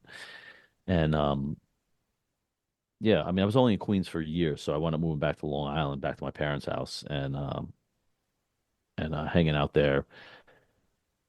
So that was yeah, it was a good shift because it got me back even more quiet because Queens wasn't nearly as quiet as well. okay. Long Island's a lot more quiet, so I'm definitely looking for that peace. And yeah, just continued just working part time and studying and now delving back into my art career as an entrepreneur and kind of refocusing on that by itself. I've left the job at the city at this point, and Okay. I'm just kind of once again working a part-time job and pursuing my design career, my art career on my own. Gotcha. Gotcha. Mhm. I think that's another interesting element to what you've done as well is you've whatever it is that you've looked at that you wanted to learn to expand your creative range, you've focused on it kind of laser like, Right. which I saw that again when you were trying to get on the bowling team. You did that, Right. Right. right? Right. You increased that score. You did that going into the military. You're once you knew you were going in, you were laser focused on, you know, making that happen, learning everything you needed to, and then moving up into those various positions across the um, the career there. And then even when you shifted out of that, you were laser focused again on, I'm going to do this art thing. I'm going to do what I was meant to do and be creative. Um, and the broad spectrum of the different things that you're able to do, I think um, if more creatives would be able to look at their life and their abilities and realize that they don't have to just be focused on one thing to expand what they're doing. There's many different things that they can do, and they can always complement each other, or Mhm. they can be just another avenue of if you try to do it, it may be the thing that moves you forward faster. Yeah. And I think that's something that is um, really special about your story up to this point is the fact that you looked at being able to expand your creative spectrum of skill sets Right. into multiple industries and genres as well. I just wanted to make that a point to show. the audience and the listeners that, this is something that you can do. You don't have to think you only can do one thing. Right. 100%. And, as far as I'm concerned when it comes to creativity in general, is that, if you understand the fundamentals of design, composition, basically composition, you could just make it as simple as that. It it translates to everything. Right. If you have a real strong foundation in that way, when you really understand how to compose and maybe how to tell a story or how to drive people to a focal point, that works in music, it works in art, it works in interior design. There's just like composition's everything for me Yeah. when it comes to creativity. I always say, if I'm more proud of being a designer than anything else because a designer is responsible for, how things are put together, how things are laid out, how things are presented, how you arrange things on a page. Yeah. No matter what it is, it doesn't matter what it is. You're always responsible for the space that you're given. So, Right. Right. Absolutely. All right. So you're back at your parents again. You are getting some peace and calm again. Um, definitely. are you looking at where your life's at there, and is it with that calm element, are you starting to feel like you want to move into more spiritual things at this point in life, or is there anything that um, created that shift again? I mean, you had the experience when you're in jail, but Right. is there anything that you went through and experienced at this point in time that's going to shift you into that more spiritual? Yeah, I am at this point back in classes with Jeff Fisher again. I'm doing like picture making classes, which is pretty cool. And then so I'm studying this stuff online. I'm with Jeff just doing picture making and I'm helping him TA classes as well. But right around this time, the girl that I was living with in Queens, she's gone to California to pursue her further adventure in life. And we're still in touch. We're still good friends. I'm still good friends with her today. And she starts calling me, telling me about these ceremonies that she's going to. Okay. Yeah. She's like, I've been going to these ceremonies. It's like a little bit crazy, but like crazy, amazing things are happening. I need to tell you about them. Blah, blah, blah, blah, blah. She's going to ayahuasca ceremonies. Okay. Yeah. Right. Yeah. And she's explaining it to me, and, it sounds pretty wild. I mean, there's nothing really normal coming out of those stories that a normal person would consider standard. And I start looking into it, I start researching, doing my due diligence. What is this? Blah blah blah blah. It sounded a little culty at first, but she seems to be getting a lot of value out of it. She seems to be breaking through a lot of walls and really shedding things that no longer serve her. And it seems like a very powerful modality that she's working with, a medicine. Yeah. And I'd say about 3 or 4 months into her experience, she says to me, the main medicine woman, Nina, is she grew up in Connecticut, and she's going to Connecticut with the guy that she's holding ceremonies with, this guy Marcio, very powerful medicine man, and they call themselves Pachamama tribe, and they're going to be holding a ceremony in Connecticut like next weekend. She's like, you need to go. And Okay. I was like, I'm there, like, yes. I mean, this sounds amazing. Let's see what's going on. Right. So I show up by myself, don't know anybody, just kind of like hang out. Someone gives me a drum, a djembe, actually. They were like, oh, you should play this tonight. And I'm like, oh, okay, cool. I didn't want to bring, my drum. I was like, nah, I'm not gonna, I'm just gonna go there. Right. And I drank the medicine, and the first night was amazing. It was a 2 night ceremony. So the first night was amazing. It was like I had a joyful time. It was blissful. I was like, oh, this isn't nearly as bad as anybody says it is. This is great.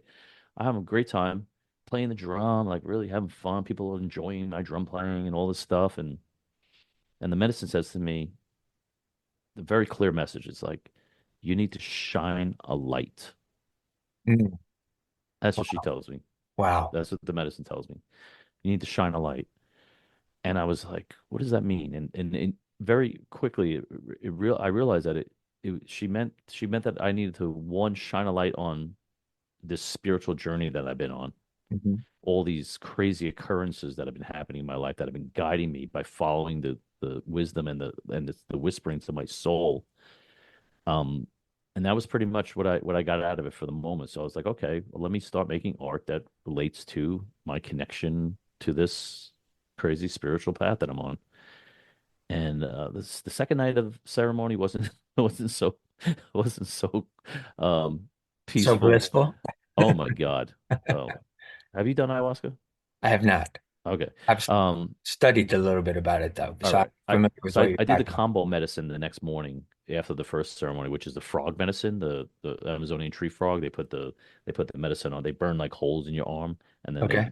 they put the medicine on there, and it's like a neurotoxin. It just makes you purge. Yeah. It's a very quick, like 20 to 30 minute experience, but it's very intense. Hmm. So then I did the second ceremony the second night, and oh man, I was just like, I was way out there, like seriously out there, like lost. I was like, I couldn't talk the entire night. I was purging. I got my butt handed to me basically, Hmm. like big time.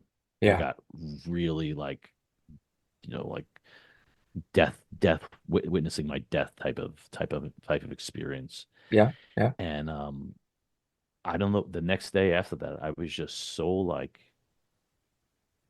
touched, humbled, touched, like fragile. It, it was just like, I don't know. I felt like I was given a gift, a reconfiguration. Yeah. I felt like I was plugged back into the earth, Mm.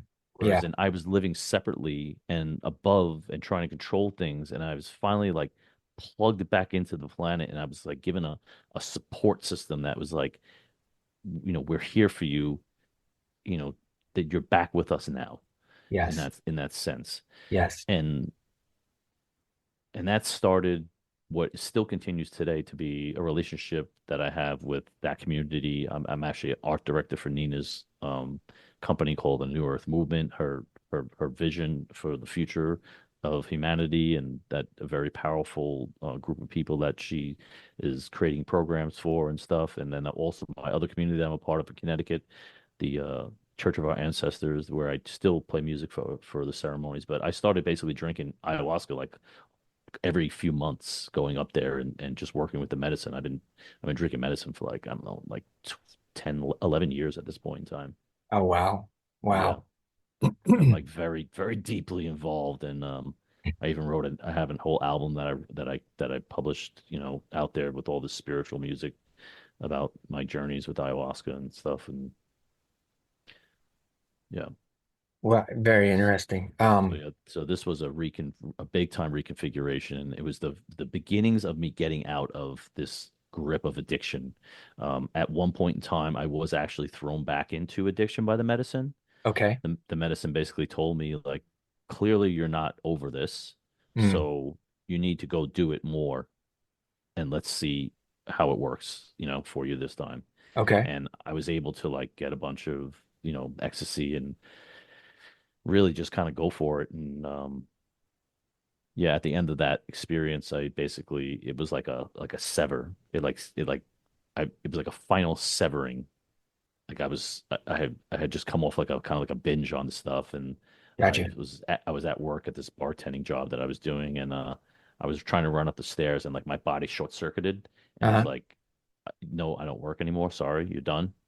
And I was like almost like paralyzed and frozen in place, and I was like, oh shit.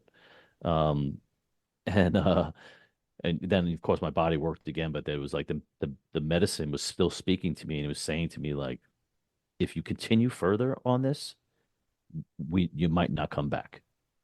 Mm. And it was finally, I felt a clear break where it was like, I'm done for good now. Like I don't need this in my life because I've built too many things. I have too many beautiful things that I've accomplished and created in my life. I don't need to be stupid and mess all that up. I still have so much that I can do and so much I can bring out into the world, you know. Yeah, yeah, absolutely. The Are you familiar with the Sean Ryan show at all? I think I've heard of it. Sean Ryan, he's a former Navy SEAL, podcaster, Mm, ex-CIA contractor, and he started out doing a bunch of creating a community, training with firearms and different things like that. He started his community around that. And then he shifted while doing that into creating a podcast. And what he's done is he's brought on former, fellow Navy SEALs, special operators, all of these different guys who got out of the service and have battled with addictions and um, different things, angers, emotional issues, PTSD, all that kind of stuff. right. And um, got to the point where they've started to do heal from these different things. And one of the things that has come up within his conversations is use of ayahuasca um, or ibogaine, and they've gone to this facility in Mexico where they administer and do these ceremonies and stuff like that. And they've seen that with ibogaine specifically, it immediately eliminates the addiction, I've heard that. eliminates it. And I've been fascinated with that from my perspective because for since I attempted suicide, um, I've been on medication for my depression and anxiety just since then. And at this point, I've taken it for so long that I'm just addicted to the medication. It doesn't do the things that it originally did for me over the years. So Right. I've been, trying to just get the information as much as possible about ibogaine and ayahuasca and the 5-MeO and all of those, all the different plant medicines, Right. to look at the potential of at some point in time being able to come off of this medication that my body's just addicted to functionality wise. And it's not huge dosages. It's really low doses to begin with, but I've Right. just taken it for so long, I can't just stop it because I'll either stroke out or I'll have some kind of different brain damage based on what it does. Um, but relating to what you're saying about you were very blissful in the first ceremony, in the second ceremony became the agony element of it. And you felt like you went through this death experience, which they've explained it the exact same way. And they explain it as kind of a death of the ego in a way as well. Mhm. Um, a lot of times they'll describe it as kind of like flashes of their life stories, just like almost like a movie, ongoing movie. Mm. Could you go in a little bit about what that was for you going through that feeling of death type scenario? How was it for you? I mean, I've had many, many experiences on ayahuasca because I've been drinking the medicine for so long, but Mhm. most of the time when it happens, it's usually like me feeling like paralyzed where I can't do anything. I become like almost like a child again, where people have to attend to me because I'm helpless. Gotcha.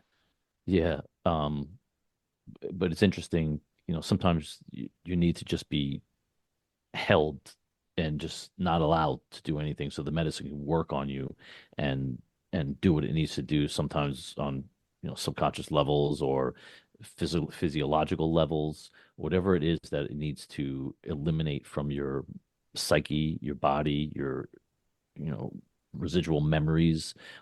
It works in very mysterious ways. It's kind of hard to explain the medicine with words because it's really doesn't live on this plane. Yes. It lives in a space of like transcending words.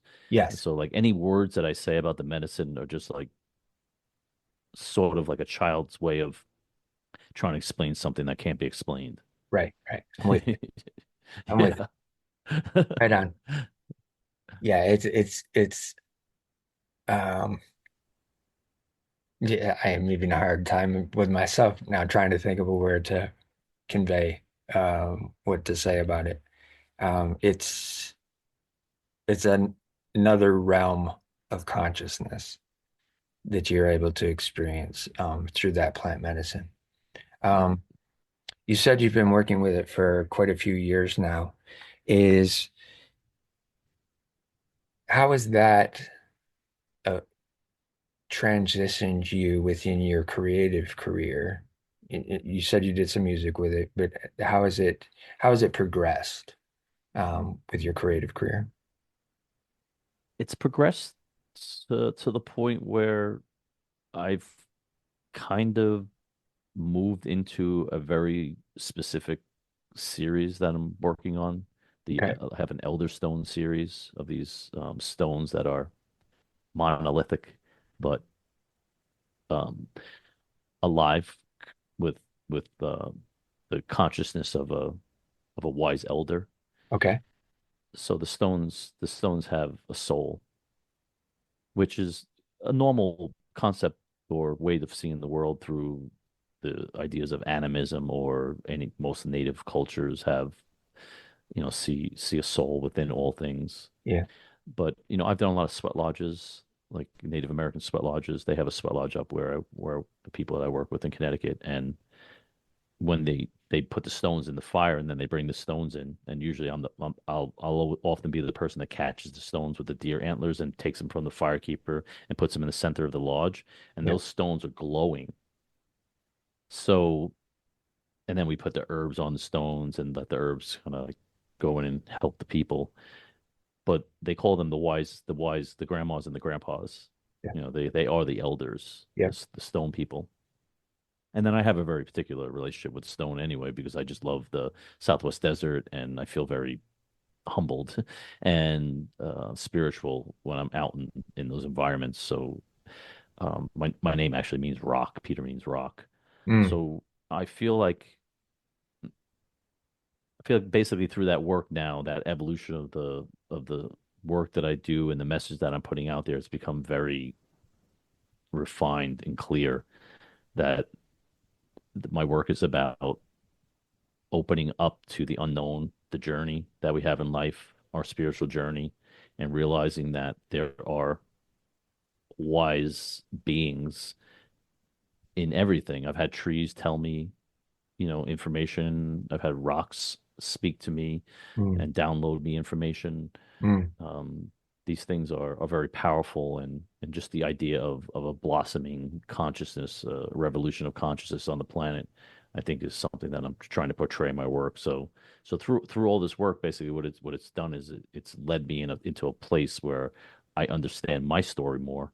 I see the threads of my life and the things that I've witnessed, and the things that have driven me and have been important to me, and the messages that I want to bring forward to the world in my work. And the main message is to listen to your soul, because it has it has your truth Yes. within it, and it'll lead you to exactly what it is you need to do in this world, regardless of whether or not that looks like what other people think or what you might have thought.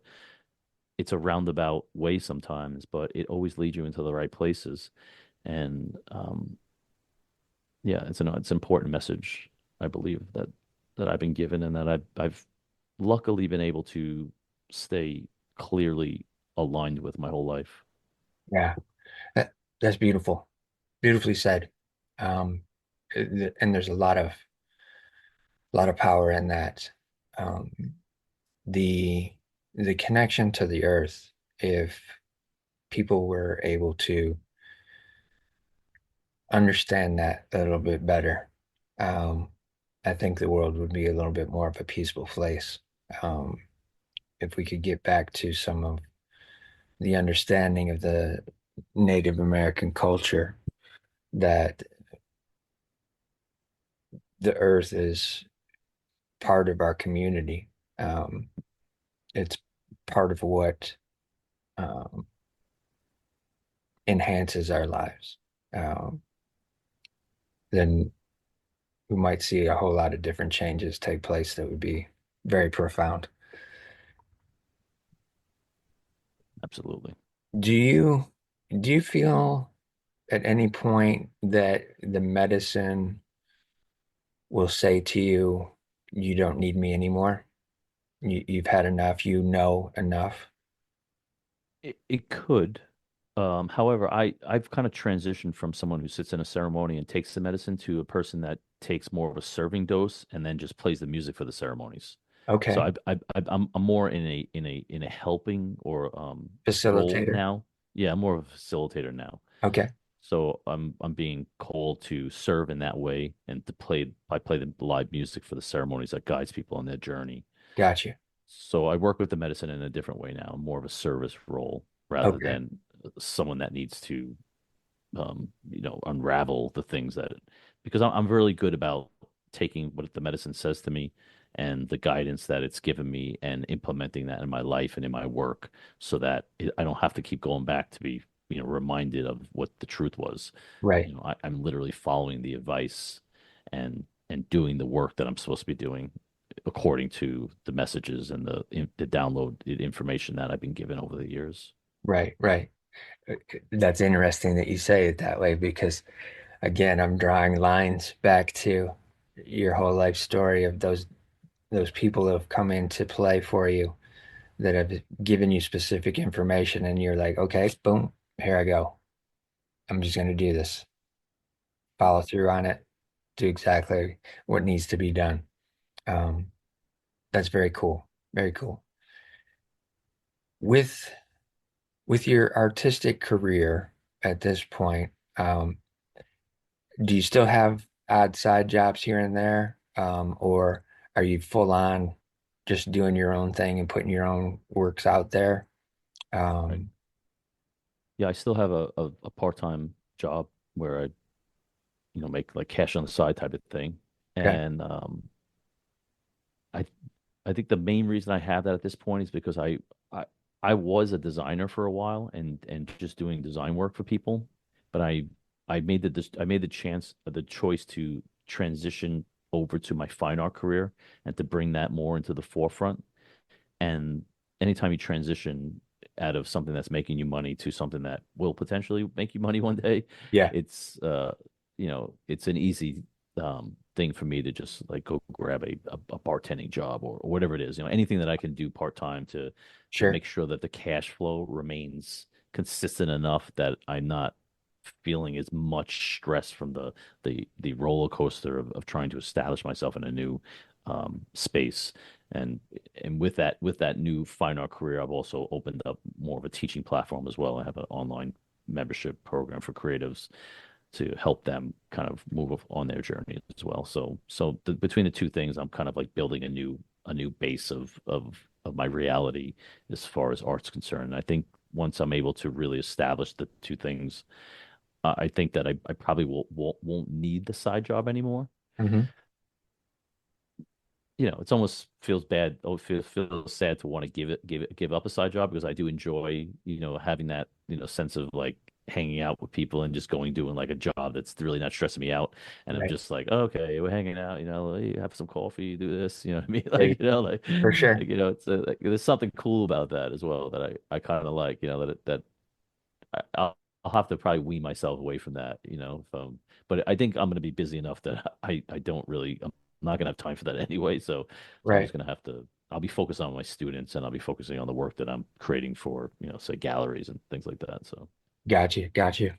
Yeah, again, too, I'm seeing that that ability to pivot, um, that pivot into this new role of what you want to do with your career, but the willingness to be able to, go back and do, bartending or the side jobs or whatever.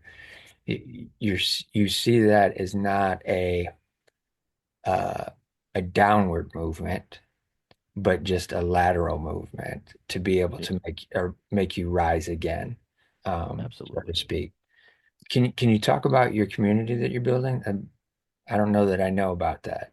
Yeah, no, I haven't really launched it out to the world yet. I'm just opening up a few workshops. But for the past year or so, I've been secretly building a creative community on the Mighty Networks platform.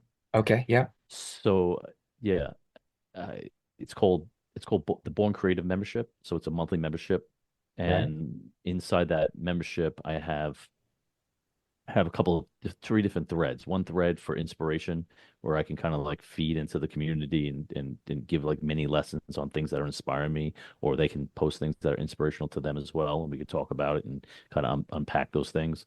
I have a questions feed where anyone can ask a question, and I will do like tutorials based on their questions, Yeah, like paint overs of their work or anything like that that they want to work on. So I'm gonna have the needs of the community start building out the teaching portion of this membership, and then I have an art share feed as well where people will post their art, and um, and then if they feel stuck or they don't understand how to take it further, I can again do paint overs of my on my iPad of their work and kind of illuminate sort of like unravel the mystery of where it is that they're stuck. um, it, in coordination with that, I have an artist reference library that I've been building. So I yeah. have just inspiring artists and different types of work in all different fields, from architecture to illustrators to painters and costume designers, all sorts of cool stuff. Very cool. And then the last part is a tutorial section where the tutorials are going to build, and the tutorials will be sketchbook reviews of other artists' sketchbooks. There'll be the paint over sessions when I show people things, an image analysis, kind of like what makes this painting great section. I think there's one more section. I can't remember what it is, but yeah, I just have a bunch of different ideas in there to kind of start building out the community. And I've got my first few members in there now, and I'm running a workshop with a bunch of other members that are getting 6 months of access because they're in the workshop. So just looking for people that are just just like just like me, that they're like, I love art. I want to know more about it. I don't necessarily understand exactly what it is that I'm doing on the page to the point where I would like to. And please help me unlock this for myself, because it's all attainable. Right, right. Uh, Very cool. Very cool. That's kind of what I'm doing with the artist recovery as well. I'm on Mighty Networks, got a community that I just launched. Oh, you got one too? Yeah, yeah. Nice. So I how love can Mighty Networks. yes, it's very very cool. A very interesting platform in terms of the way it's structured, the bells and whistles that it has for you, that kind Oh of yeah, thing. they keep adding them too. Yes, I'm, yeah. I'm like I'm making badges like crazy. I'm like, you Are you? you made 5 compositions. Oh yeah, I'm sorry. There's one more element of it too. There's a live stream twice a twice a month where we're going Okay, to draw together, and I'll be able to help people to kind of develop their natural language of creativity by doing these exercises that I have for them. So cool. that's kind of the most important part of the whole thing. Beautiful, Because I beautiful. want to get people, I want to get people making finished pieces of art, very small ones, just like let's get them done, 20, 15 minutes and boom, and then let's talk about it. Right, right. How can people find your community? I can provide you with a link for it, to Okay, the plan page to check that out, and you can see all the benefits that you get from joining the creative community. cool. So we'll have that down in the show notes. That'll be fantastic. Yeah, I'm gonna come over there and check it out myself as well. But I think that's a great place for us to end this here today. Peter, again, I appreciate you coming on. Appreciate you sharing your story. It was yeah. amazing. Feels good to have had these conversations and to kind of look at the threads. Like you had Yes, mentioned in the beginning, it's really important to see those threads and see how these little things can eventually add up to kind of creating the entire puzzle of the lives that we want to live. absolutely. Absolutely. And for all the listeners out there, remember to listen to your heart and be kind to your mind. Thanks, everybody.